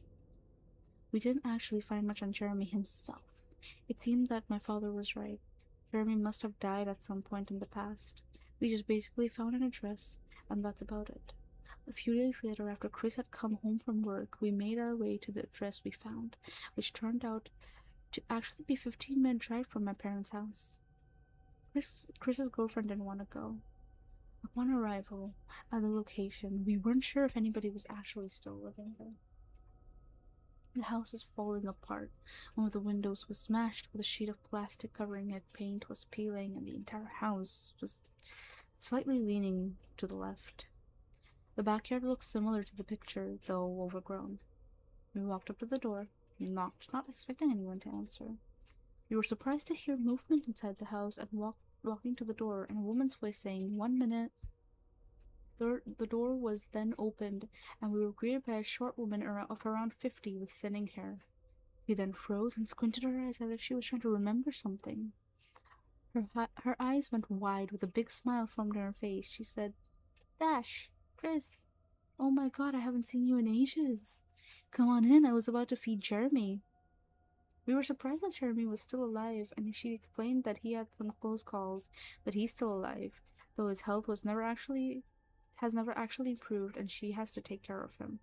Chris then said, "Wait, you haven't seen us in about 20 years. How did you remember us?" She tapped her head and said, "I have good memory," with a smile, then brought us into the dimly lit living room where Jeremy was watching TV. I wasn't surprised that Jeremy had had more than one close call with death. He looked dead already. He was sitting on a reclining chair in his underwear. The best way I can describe him was that he had resembled a skeleton with skin stretching over it. He was at least 2 feet shorter than me or Chris, even though he was the same age as us. His head was large and misshapen with thin hair, and laid back against the back of the chair with his limbs were twig-like and malformed. He didn't have the strength to get out of the chair if he wanted to, and his breath was labored. She introduced us to him, saying, "Guess who's here, Jeremy? Your two little friends from school." He scanned the room with his eyes, but he didn't seem to notice us. She ushered us into the room and sat us down on the couch next to Jeremy's chair while she got his dinner. We awkwardly said hi to him and sat down. We sat in silence, Jeremy humming a tune that seemed to only make sense to him, until his mother came back with a bowl of what appeared to be oatmeal. She began spooning the oatmeal into his mouth, and we finally brought up why we were here. We asked if she remembered Jeremy's fourth or fifth birthday that had his entire class invited to it. She said yes, and added that it was the best birthday party Jeremy ever had. I then pulled the picture out of my pocket and asked if she remembered the clown, and if she could remember his name. She said, "Oh, yes. He called himself Felix the Clown. He was a very nice man." "Oh, did you get one of his presents too?" We asked what she meant, and she answered, "About 8 years ago. Those were very dark days for us. I was feeding Jeremy and there was a knock on the door. When I answered it, there was no one there, but a package was sitting on the porch, wrapped in brown paper. I brought it inside and ripped the paper off, and it was a beautiful box. That was a good enough gift, but what was inside it was even better." She looked to her son and said, "Right, Jeremy?" He gave a weak nod. She added, "Well, tell your friends what he gave us." He lulled his head in our direction, and it seemed he noticed us for the first time because he got a look of shock on his face. And with strength we didn't think he had, he started to push himself away from us, as if he thought we were going to attack him. He began screaming and pulling at his mother's clothes, trying to get away from us. She started screaming, "What did you do to him? You said something to him." We both started stammering that we didn't say anything. She was looking right at us. We didn't even open our mouths when she looked at us. She continued yelling, "What did you say to him? What did you say to him?"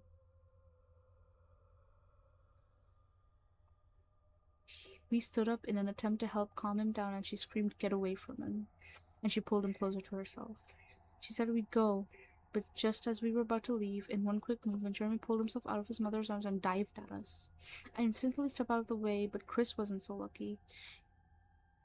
He was tackled to the floor, and Jeremy started pounding him in the face with his fists. Chris struggled to grab his arms to stop him, but Jeremy kept getting his hands free and continued hitting him. I glanced at his mother to see if she was getting up to help, but she actually was saying, "Get him, Jeremy, get him." I grabbed him around the chest and heaved him off Chris to put him on the couch. Chris jumped up and ran out the door, getting to the car. Chris said that was a bad idea, and I said, "Yeah, we shouldn't have done that." And we sped out of there. While we were on the road, we got a call from Chris's brother, Evan, who said that he was on his way to our house and had something he wanted to show us. When we got home, we found Chris's girlfriend in the driveway. When we got out of the car, she told us that there was a fire in our house, but she put it out.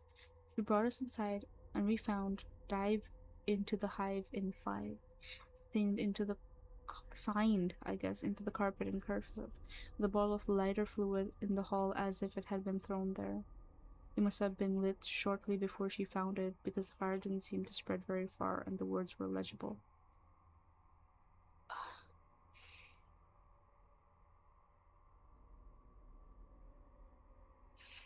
And sleep until you don't stream. I'm invested. Thank you for the pet. Thank you, thank you.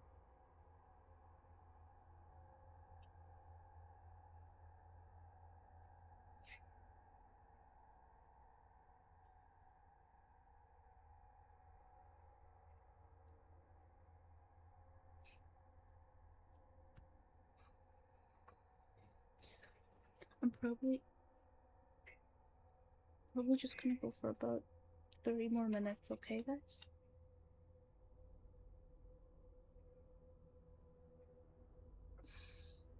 After opening some windows to let the lingering smoke out, Chris's girlfriend, since you guys have been asking, let's call her Regina, explained that she was here because she had gotten a strange message while driving.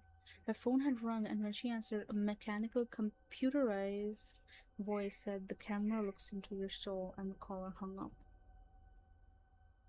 Just as we were about to analyze this message, the door opened and Evan walked in. After asking what happened to our floor, he went into how he had also gotten a message from Butcherface. While in the process of moving out of his parents' house, he was carrying a box out to his car. He had found that one of the boxes in his car, full of books, had been pulled out of the car, ripped open, and the books ripped to pieces, and the torn pages blowing in the wind.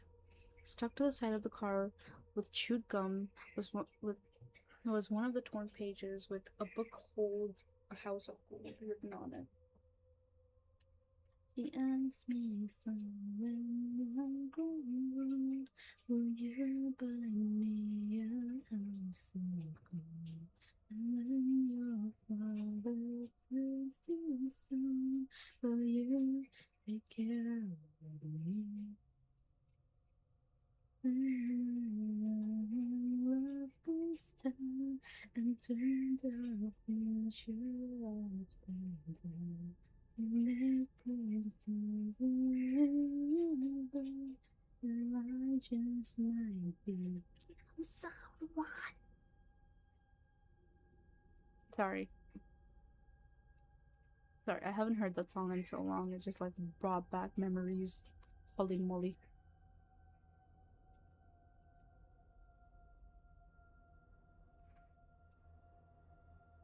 Um, I don't remember the rest of the lyrics. I'll have to look it up.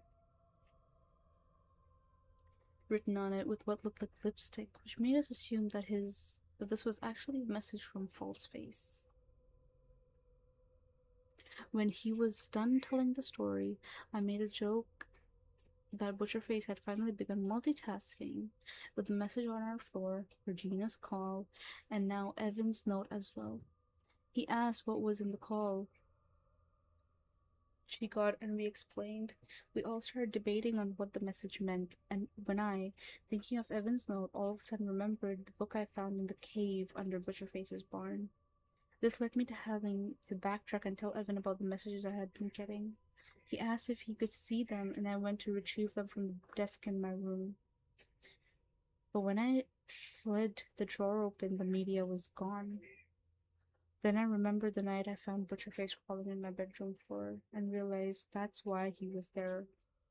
He was here that night to steal back his media. It was a good thing I remembered them.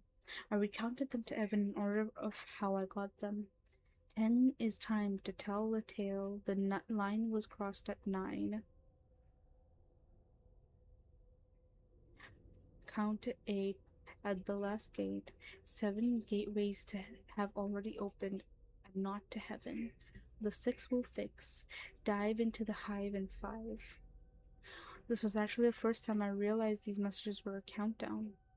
In my defense, I had been getting them over a number of weeks and hadn't even thought about their significance. But a book holds a house of gold. Genius. Oh, I'll be talking about that book I found in the cave.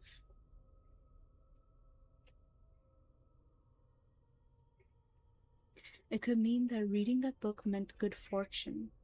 Evan agreed that it was a good possibility, then asked, "The camera looks into your what camera looks into your soul could mean." I brought up Regina's camera that I used to light my way out of the cave, and the fact that she had found pictures on it and would refuse to tell what she found in them. Chris turned to Regina and asked her what was in the series of pictures. Just like when I asked, she refused to answer, adding it wouldn't help anyone present if she told us.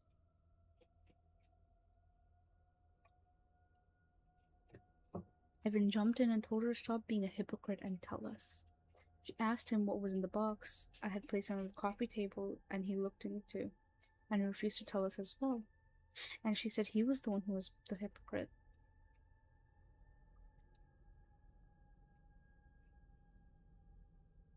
Me and Chris stepped in and told them to calm down. Evan then appeared to jump in place out of excitement, saying, "Oh, camera can also mean vault in Latin. So the camera looks into your soul can actually mean the vault looks into your soul. And those messages he sent to you, meaning me, mention a line, a gate, gateways, and a hive. Those are all locations that can be very specific. They could all be the same place. Now we have these other messages mentioning a vault and a book. And you found a book in the basement of the Butcherface's barn. A vault can be underground. The Butcherface mentions pits in the videos we originally found. The vault could be just another term for these pits. Could these pits be in the tunnels underneath the barn? It sounded interesting, but what that would mean the pits would have to be a physical place, and Butcherface's reference to it always seemed to be metaphorical. When I brought this up, Evan said the only way to find out is to go there and look for ourselves. I told him I wouldn't be going back to that barn. Besides, in the tapes, he described them as the pits of pain and torture. Chris agreed with me and said we would not be going back to the house of Butcherface. The next week was Christmas. My family had a large Christmas party at my aunt's house. It was also the first time that most of my extended family got to meet Emma. We have a big dinner, then open presents. It's not too strict, and anybody can get a present for whoever you want. So somebody can get a mountain of presents while others can get two gift cards, and that's it. Basically, everyone gets a gift for anyone they can think of. So if something is going on with you that everybody in the family is interested in, you most likely get more presents. That's probably one of the only good things about this Butcherface problem. Everyone wanted to know what was happening with me. I guess they were thinking about me this year because I was buried in Christmas presents. One of the presents stuck out though. The wrapping paper was a reddish brown color and crudely wrapped. The tag said it was from Santa Claus. I ripped it open and found that it was a special edition of King Kong, one of my favorite movies, which was a relief. But when I watched it a couple days later, the disc wouldn't play. I removed it from the player and found that it was deeply scratched. I noticed that the scratches were words. Looking closer, I noticed that they said the key will open the door before the tour. About a week and a half later, I had my next session with Dr. Fidem. On my way there, I called Emma to see if we could do something afterwards. She told me she was in the city visiting Jessie. Before I could say anything, she said, "Oh, gotta go," and hung up. Upon arriving, he asked if I'd gotten any new media from Butcherface. I lied again and said no. We continued our conversation from our previous session. He then walked over to the cabinet I saw him place the Butcherface mask in during our previous session. He unlocked it and pulled the mask out, and then went into how the Butcherface media most likely works. The thing was, he wasn't telling me like a doctor to a patient. It was more like he wanted to talk about it with someone. He talked about how Butcherface and his disciples have the characteristics of a cult, and brought up crimes conducted by some of them, including the mass suicides committed by members of the People's Temple in Jonestown, Guyana, and the Manson family murders. He went on to say, the idea of banding together into tight groups and the wearing of masks removes one's individuality, which is interesting, and wondered why anyone would join such a group.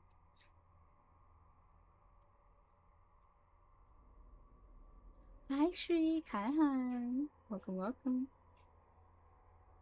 Have a good stream, thank you. The old lady was crazy. Countdown begins earlier. Hold up. Wait. Wait, you're right. You're right. You're right. You're right. You're right. You're right. Holy shit. Holy shit. No, no. Shriek didn't raid. Shriek didn't raid. Yeah, I know what you're talking about, Donut. Yes, because he said the countdown begins, and ever since then he's been sending like numbered messages. I'm not schizo. You're not schizo. You're not schizo. I know what you're saying.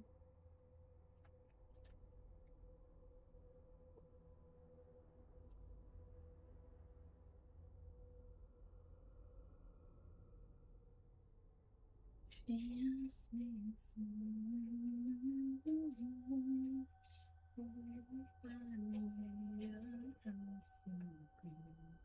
your father turns to stone. Will you take care of me?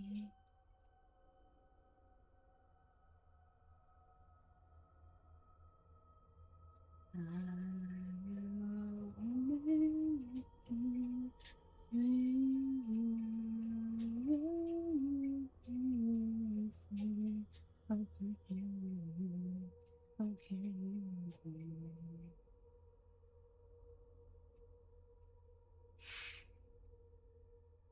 I missed this song. I'm gonna listen to it later. Um, so, how are you feeling so far, chat? How are we feeling about the story so far? How are we holding up?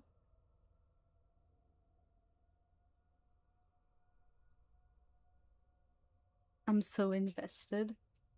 Why is you saying okay?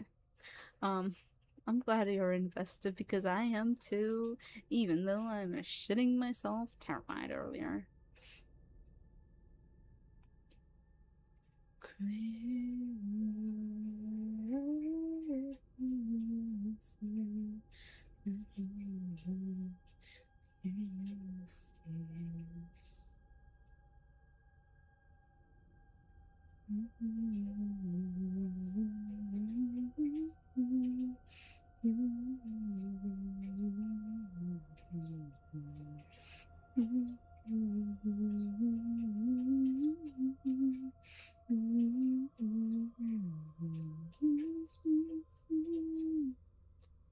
clowns. I understand the puzzle.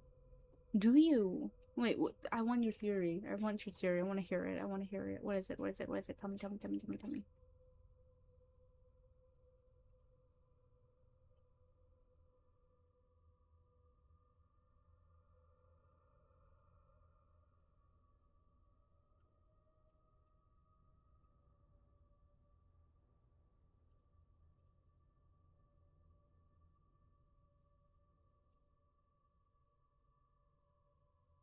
It's not theory, it's almost connecting.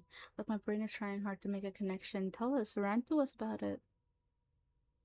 I'm interested. I'm very interested, actually.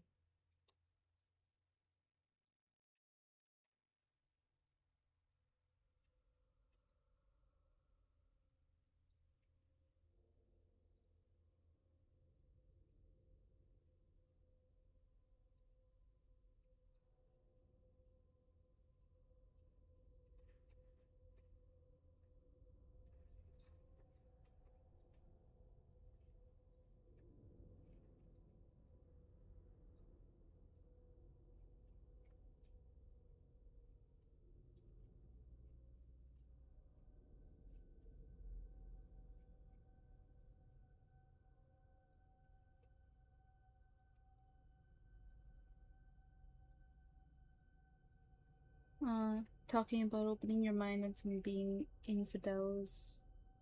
The whole thing we translate from the countdown begins and the countdown mentioning heaven. I feel like something's there. What do you think is there? Oh, I have been paying attention to YouTube. I'm so sorry. Speaking of grim stuff being memorable, did y'all ever see that time Scooby Doo did shorts resembling the Blair Witch Project movie as a Halloween special? It's probably the first time the gang died for real. I would not know actually. My hair isn't cooperating with me today. It's cooperating enough that it stays on your head with no balls. There you go. I feel like something says that's where I'm at.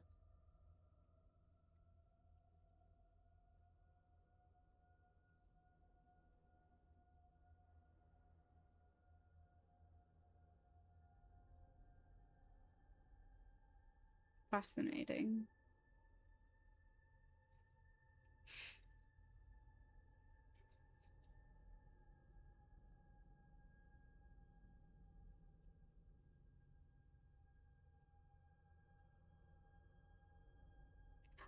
Okay. His secretary walked into the room and whispered something into his ear. He then put the mask back in the cabinet and excused himself, saying he'll be back in a moment. I watched him go, and as I was turning back to my sitting position, I noticed that the cabinet unlocked and hanging slightly open.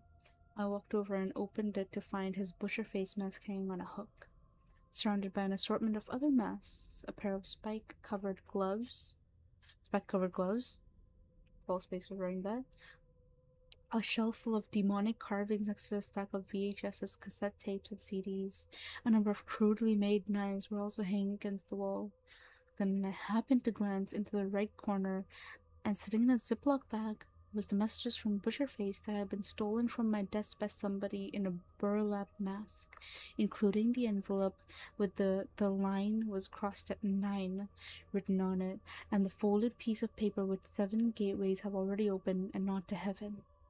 The door opened and Philip stepped in holding a manila envelope.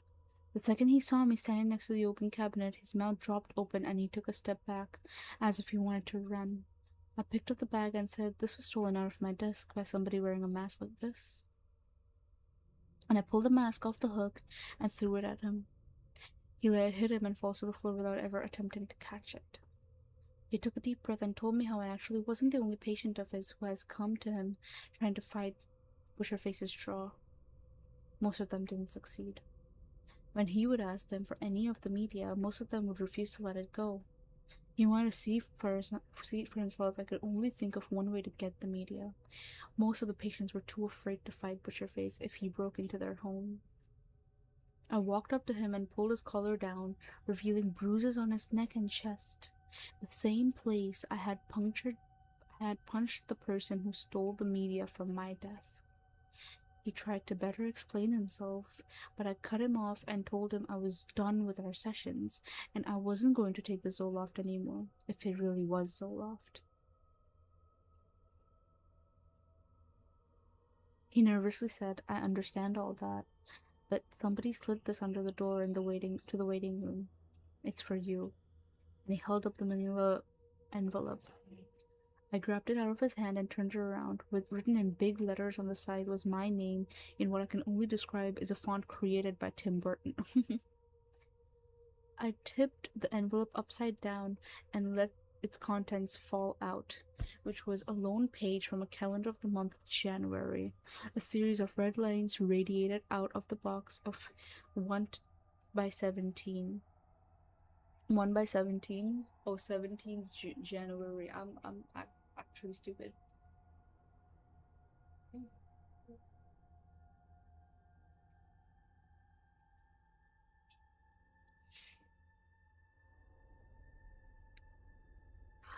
Big red writing that arched around the page that said, You will be free with the 3 when you use the key. A few days later, I got a call from Chris's brother, Evan, who asked if I wanted to hang out. When I arrived, he was waiting for me at the front door. He welcomed me into the house and asked how I was doing. I told him about what happened with Dr. Fidem, and he just nodded along, then changed the subject to the fact that he was considering why Butcherface was focusing his efforts on me. I said I didn't want to think about it, and I was giving up anything Butcherface related after the events with Dr. Fidem. Chris was right when he said I should have left it alone a long time ago. At one point, he got a text, and I noticed that when he looked at the message, he got a strange look on his face. He then put the phone down on the table face down. He continued talking, and I cut him off, saying that I had been busy that day and was really thirsty. He froze for a second and seemed to look like he was holding in anger, like I dared to cut off what he was saying. He then smiled and said, All right, I'll get you something. He got up and made his way to the kitchen. The second he was out of view, I picked up his phone and looked at the message he had just received. It said Magnus Frater Spectate. What does this mean? Let me look it up. Tim Burton also directed Planet of the Apes and Silence for a Second. Imagine the. More Latin bullshit, basically. Big Brother is watching you, is what it means. There's a lot of references to brother.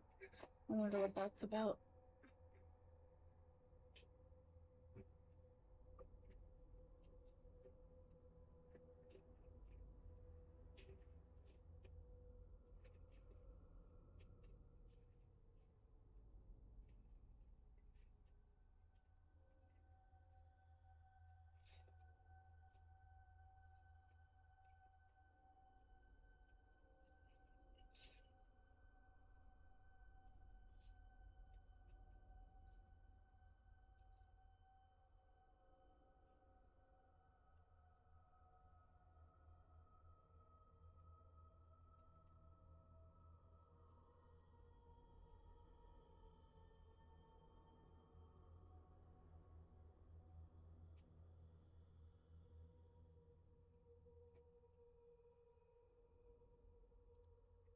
From someone named Felix. Ooh, ooh, ooh. From someone named Felix. From someone named Felix. Felix. Someone named Felix. Absolute cinema. From someone named Felix. Felix. Felix the Clown. Jeremy's birthday.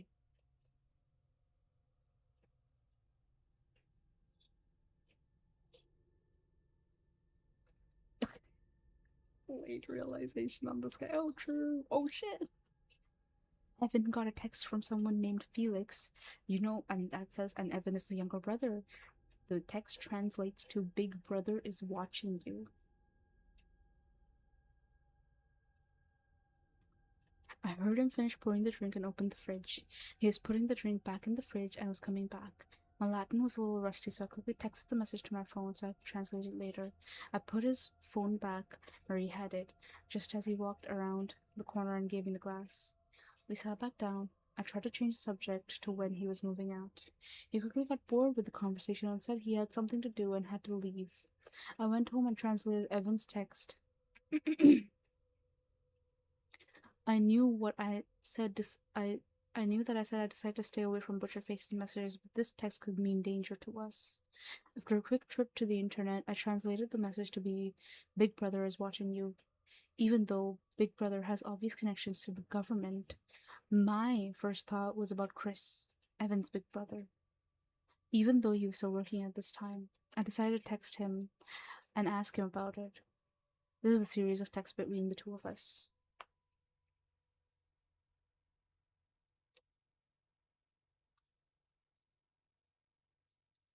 Me.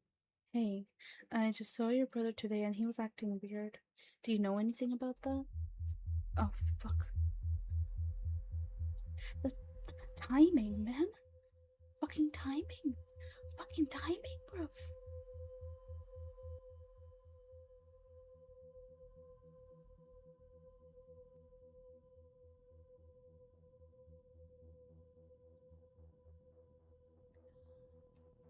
Chris, clear conscience never fears midnight knocking. Me. What? He got a text from someone mentioning Big Brother. Are you keeping tabs on him? Chris, you do not exist. Me. Evan could get hurt. Chris, kill one to warn 100. I stopped texting at this point, but he kept sending messages like, butcher the donkey after it finishes his job on the mill. Only when all contribute their firewood can they build up a strong fire. And Spectio Signum. What does this mean?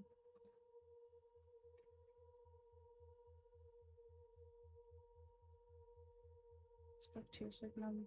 Observation sign. Oh, Spectio, spectating, Signum sign. Okay, cool.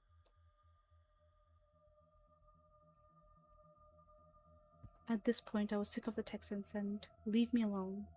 He answered back, you too will know what to do. Was that two? At this point, I just texted fuck off, and the strange text stopped. About 2 minutes later, I got another text from Chris's phone saying, dude, what the fuck? I lost my phone this morning and just found it on my desk. Why are you telling me to fuck off? This message was sent at 5 o'clock in the afternoon. To keep the rest of the story short, it turns out that he had lost his phone shortly after arriving at work that morning. He searched for it for a good while and eventually gave up and went on with his day. After being busy for most of the day, he arrived back to his office to find his phone sitting right in the middle of his desk.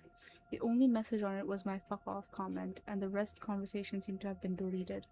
After clearing that up, I asked him if he had been watching his brother. He said he had, since I told him about the last time I had seen his brother. I told him about the text his brother had received and warned him to watch his back.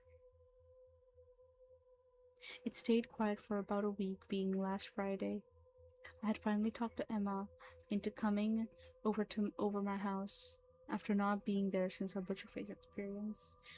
When I get a call from Chris, who was visiting his family that night with Regina. It turned out that his brother had gone missing. I couldn't help feeling that I could never get a break, but we drove over to his family's house to see what's going on. Evan was still in the process of moving. His room was empty, and his parents believed that he had been staying at his new apartment over the past 2 days, but they attempted to call him and he never answered. His father drove to the apartment earlier that day, when he was supposed to be home from work, to see if he was okay. He found the door locked and the mail piling up in his mailbox. His parents had a copy of the key for the apartment and were contemplating whether they should go in and investigate. We decided it was a good idea and all piled into our cars and made our way there. When we got there, it was after dark and the windows' shades were down. Chris's father walked up the porch steps and unlocked the door. He pushed the door open and reached inside to flip the lights on. but the power appeared to not be on. I grabbed my flashlight from my glove box and we walked inside. We found the place empty. It turned out that the power was actually on, but there were no working lights because none of the light fixtures contained the light bulbs. He had some furniture, like a kitchen set, a couch, and a bed, but they were absent. The floor was also strewn with empty or half empty boxes. A pile of clothes were pushed into a corner of the living room. In the kitchen, the fridge door hung open, and a number of pairs of shoes seemed to have been just thrown in it. A loud ring caused all of us to jump and some to scream. It turned out to be my cell phone. I pulled it out of my pocket and saw it was Evan. I put it on speaker and answered. He didn't even give up time to say anything and immediately asked, "How do you like my place?" We asked how he knew we were at his apartment and he said, "Look up." I shined the light close to the ceiling and found a webcam crudely screwed into the wall pointed at us. Chris asked him where he was. He said he was traveling and was safe. I asked why he was doing this and how he got obsessed. He had seen less Butcherface media than me or Chris. He said, "Remember the tape we found covered in wax in the attic? Well, when Dad burned all of the Butcherface media, he didn't really burn all of it. The the wax covered tape was never in the pile of media that we stored in the garage. I had taken it out of there months before to see if I could clean the wax off of it. And I did. I thought you guys might want to see what was on there. It took a long time, and the footage isn't perfect, but I got the wax off and it was good enough for me. Do you want to know what was on it?" We all yelled no into the phone, but he hadn't even stopped talking. He continued saying, I knew he had friends long before you. He held parties in our house long before we moved in. Did you know that? I bet you didn't. And aren't you wondering what happened to his missing fingers? Well, it was during one of these parties. People were laughing and drinking. Two people were fucking off in the far corner. Nobody seemed to care. There was a shot of a man clawing at his face. I don't know why. Well, Butcherface eventually walked over to this table, put the camera down to it, put his hand down inches from the camera, and pulls out his machete and stabs it straight down into the table, cutting off the fingers. He didn't make a sound. That had to be fucking painful, but he didn't make a peep. Just imagine how much control you need to do that. Anyways, after cutting off his fingers, he picks them up and eats them. He just stuffs them down his throat. Well, I had to know how anyone could be able to do that. The thing is, I didn't have many ways to get my hand onto any new Butcherface media, especially since you guys had kept me out of the fucking loop. We tried to tell him. We kept him out of the loop just for this reason. We didn't want him to be pulled in. He cut us off saying, "No, you wanted his messages for yourselves. If you didn't, you would have ignored him a long time ago, but you guys helped anyways." I couldn't find much more of his media until I found that box under Dash's table. I can't believe you threw that away. But don't worry, I got it out before the trash guy could get it. Surprised, I said, "You took it?" I then realized why Butcherface had started this countdown. He thinks I still have the box. He wants me to open it before the countdown ends. I said, "Evan, he thinks I still have the box, and if he doesn't have any evidence that I know what's in it, he's going to do something." He claimed that I didn't deserve to know what was in the box, but what he found in it has led him on the path he's on now. We all started pleading for him to come home. He got angry and yelled at us to shut up. He stopped talking. He immediately calmed down and said, "Don't worry, I'll visit soon. He has many friends, you wouldn't even believe it. And, Dash, he left a message for you in my basement." And hung up. We all looked at each other and turned towards the basement door. Chris's mother told us to just leave. Regina disagreed, saying that if there's something dangerous coming, it would be good to know. Emma agreed and said if it was a warning, we should know what it is. They both grabbed my arms and pulled me towards the door. Regina opened the door and we slowly climbed down the stairs.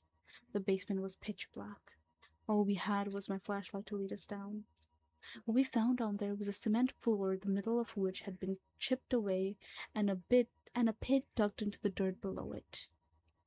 Regina stayed standing on the stairs, while me and Emma walked deeper into the room. Keeping our backs against the wall, we kept a distance between us and the pit and squeezed past it. A small room sat on the opposite wall. I shone the light through the small door and found something smeared on the brick wall with clumpy dirt. It was a message that said, "This count is almost done, and you will realize it will be you who has won." Emma looked at it, confused, and asked, "What does it mean?" When then, all of a sudden, heard a rustling sound coming from the shadows of the dirt pit.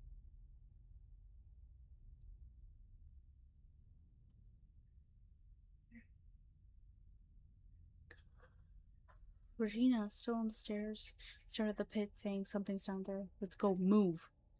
The loose dirt around the edge of the hole began to fall into the darkness as if something was clawing its way out. I avoided the hole with the flashlight, not wanting to know what was in there, and we ran past it and up the stairs. This leads us to today. If you remember, the calendar page.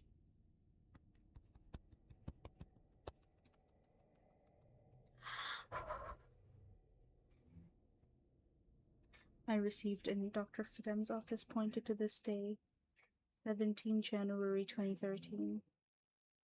It's 2 a.m. here. I guess I'm writing this because I'm nervous. I don't know what's coming, and while I was typing the last paragraph, I got a text from someone named Felix, a contact I didn't add to my phone, that only said 0. Evan said that Butcherface has many friends. I don't know what to expect. He wants me to open the box before now. That's been made impossible because of Evan. Okay, sorry to change the subject. There was a knock at my door. I was freaked out and was almost ready to call the cops, but it's alright, it's just my parents. They say they want to talk. I told them I'll come back in a second, I just wanted to finish this up. Okay, they keep knocking. I have to go. Okay.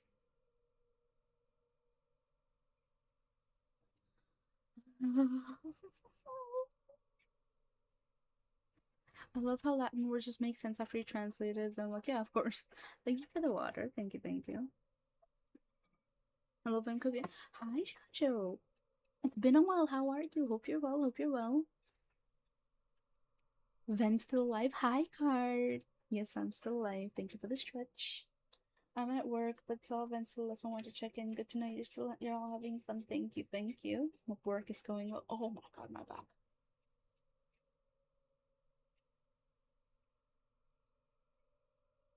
Mm-hmm. Hope work is going well.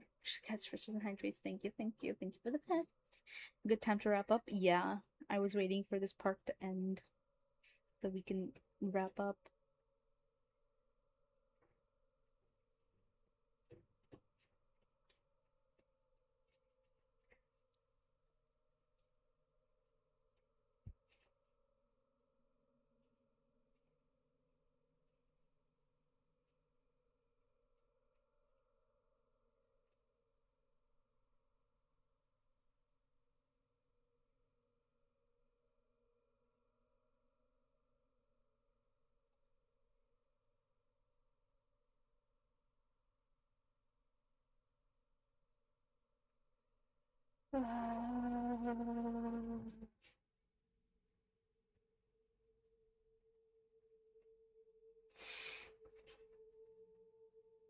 Did it all by your lonesome. I managed. I managed. Thank you for the pets. Thank you. Thank you.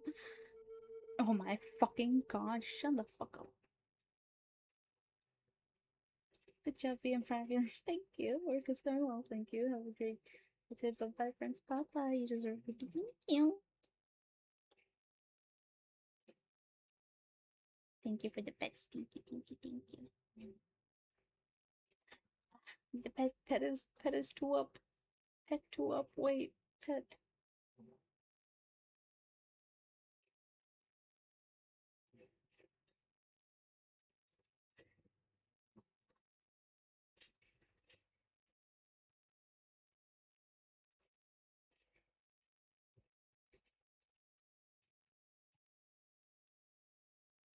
Wait, let me redeem it again.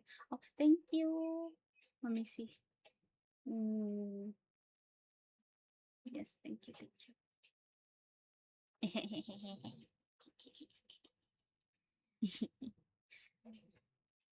You just slept in the dark for the first time on your own type shit.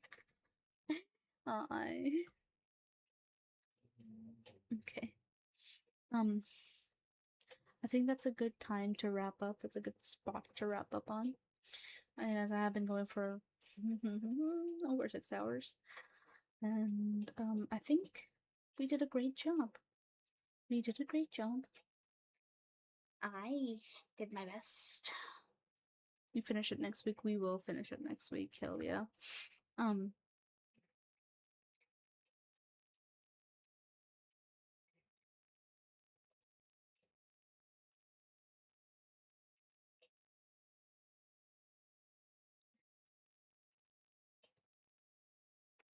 Let me see who we can raid. Who are we raiding? Oh, oh, Aries is streaming. What the fuck? Aries is streaming. Aries is streaming. Aries. You've been popping off with streams this. I'm glad. I'm glad. It makes me so happy. I'm glad. Because I felt bad for not consistently streaming for so long. So I am glad.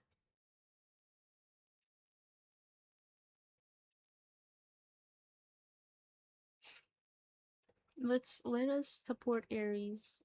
We love Aries.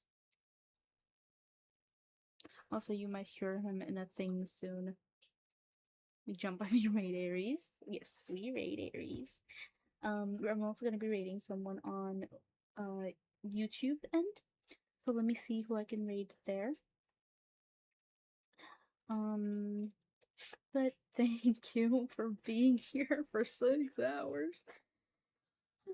It was it took a lot out of me. I was shitting myself, bro. Shitting myself, actively shitting myself. But I am glad that things went okay, and I am alive. And God, that is so great.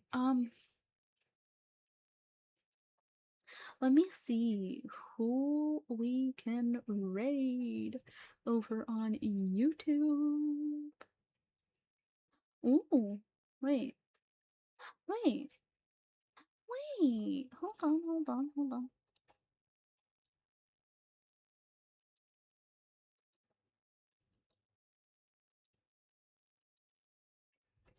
I think I know. Giggle, giggle, tee hee. Too much for reading those. This was stop. Uh, you know, as time goes on, I've been like more, um, I've been getting more inclined or like warming up to the idea of karaoke streams. Don't tell anybody though.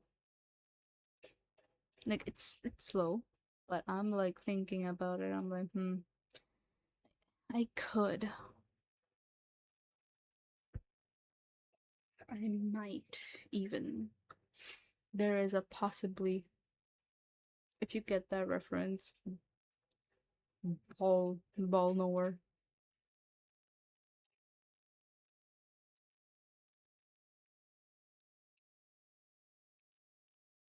But yeah, it's been kind of on my mind. I'm like, I could.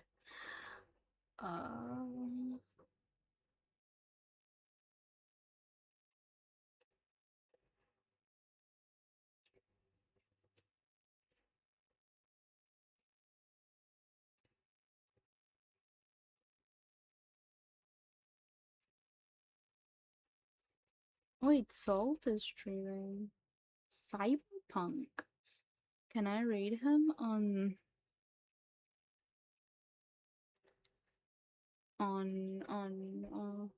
YouTube? Does he have that enabled? He doesn't.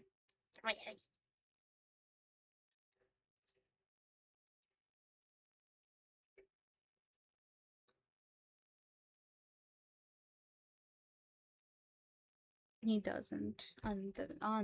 Unfortunate.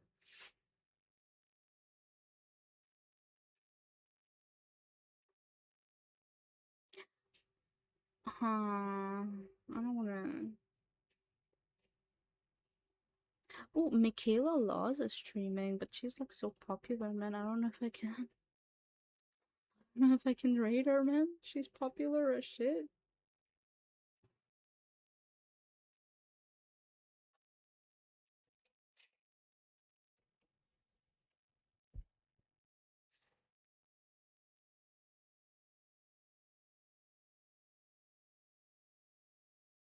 She's playing Delatrune Chapter 5.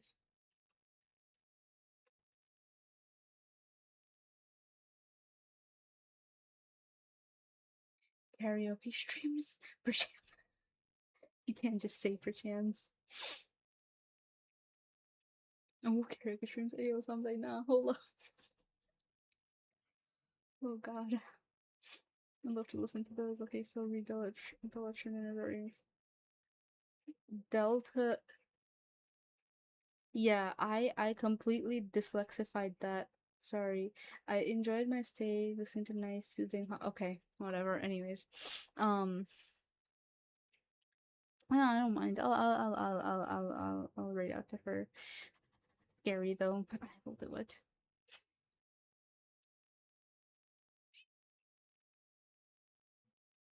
Okay. Cool, cool, cool, cool, cool.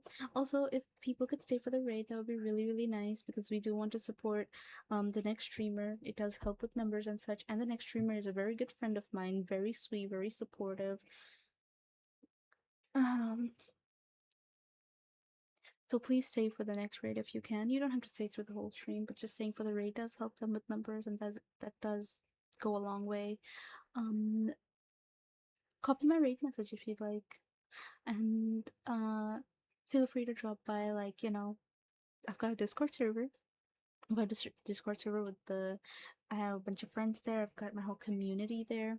We've got a bunch of cool stuff we're doing. This weekend we'll be doing a community event, which will be really, really fun. So I would love if you could drop by there. Yeah, there's my link to the Discord in chat. So exclamation point Discord is what gets you the link. Join that. We do cool stuff all the time. Um, not all the time, but like we do drop by like voice calls. I've dropped by voice calls every now and then. Um, we have a fun time in general chats, text channels and stuff. We do things like karaoke. We do movie nights, music clubs. Those are two different things, yes. And sometimes we do Discord only streams occasionally now and then with games I can't play on Twitch. But we do cool stuff there. I would love if you could join. Also, all my main updates go on Discord. So let's say if I'm delaying stream, if I'm uploading content, if I'm uploading a new schedule, Discord is the first to see it. So feel free to go there, join it. Um, Fun time. I've also got other shit that you can join or you can check out. Like I've got a YouTube if you happen to be into my voice for I don't know what reason. Um, I've got a YouTube with girlfriend audios on there if you'd be interested in that. And I've got a Patreon with exclusive content there where I'm planning to post more. I've got a Twitter for shit posting, a YouTube, no, blah, blah, blah. Twitter for shit posting, Blue Sky for shit posting, Threads for shit posting, Tumblr for shit posting, an Instagram that I don't post anything on that I still need to post on, because I keep forgetting and captions take too much effort. A YouTube for shit posting.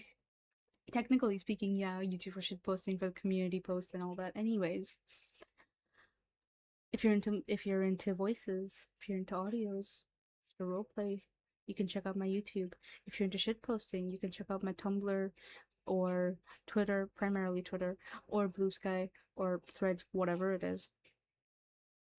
Um, I've got a Patreon for exclusive content. I already mentioned that. I'm an idiot. Um, for the low price of $10 per month. The lowest tier is like $3 if you're interested. That gets you Patreon gets you access to members only streams.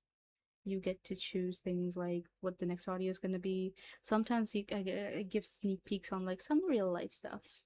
Very occasionally, if you're into the specific voice, which I'm shocked if you're not. Anyways, um, what else? What else? There's other stuff that I typically say. Oh yeah, I've also got a I also do audio commissions. So if you're ever interested in that, I've also got audio commissions, which you can find in my card link. Um, I've also got all my other links there, literally all my other links there. If you want to stalk me a little bit, hee tucks her behind here. Feel free to do so. Um, which I hope you know. If you're stalking me, I'm gonna stalk you back. Um, with that being said, I already stalked links. Stalking you right now. KLL, stop it. You're gonna make me look. Okay. Anyways.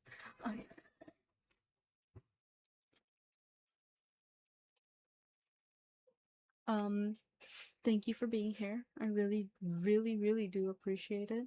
And I will see you on Sunday.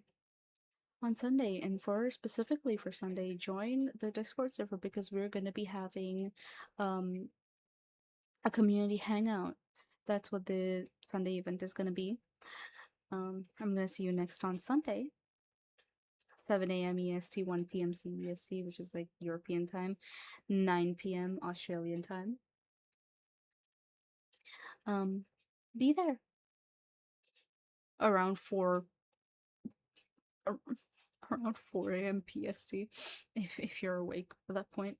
Um, hang out in the Discord server. Yes, yes, yes. Hang out with me. But I will see you guys then. Until then, please take care. Take care of yourselves. Hydrate. Eat well. Sleep well, or I'm gonna beat you up. Like chomp your face off. And yeah, please stay for the raid if you can. It would help my friend out, who we are raiding. Anyways, bye bye. Let me play this shit, by the way. Bye bye.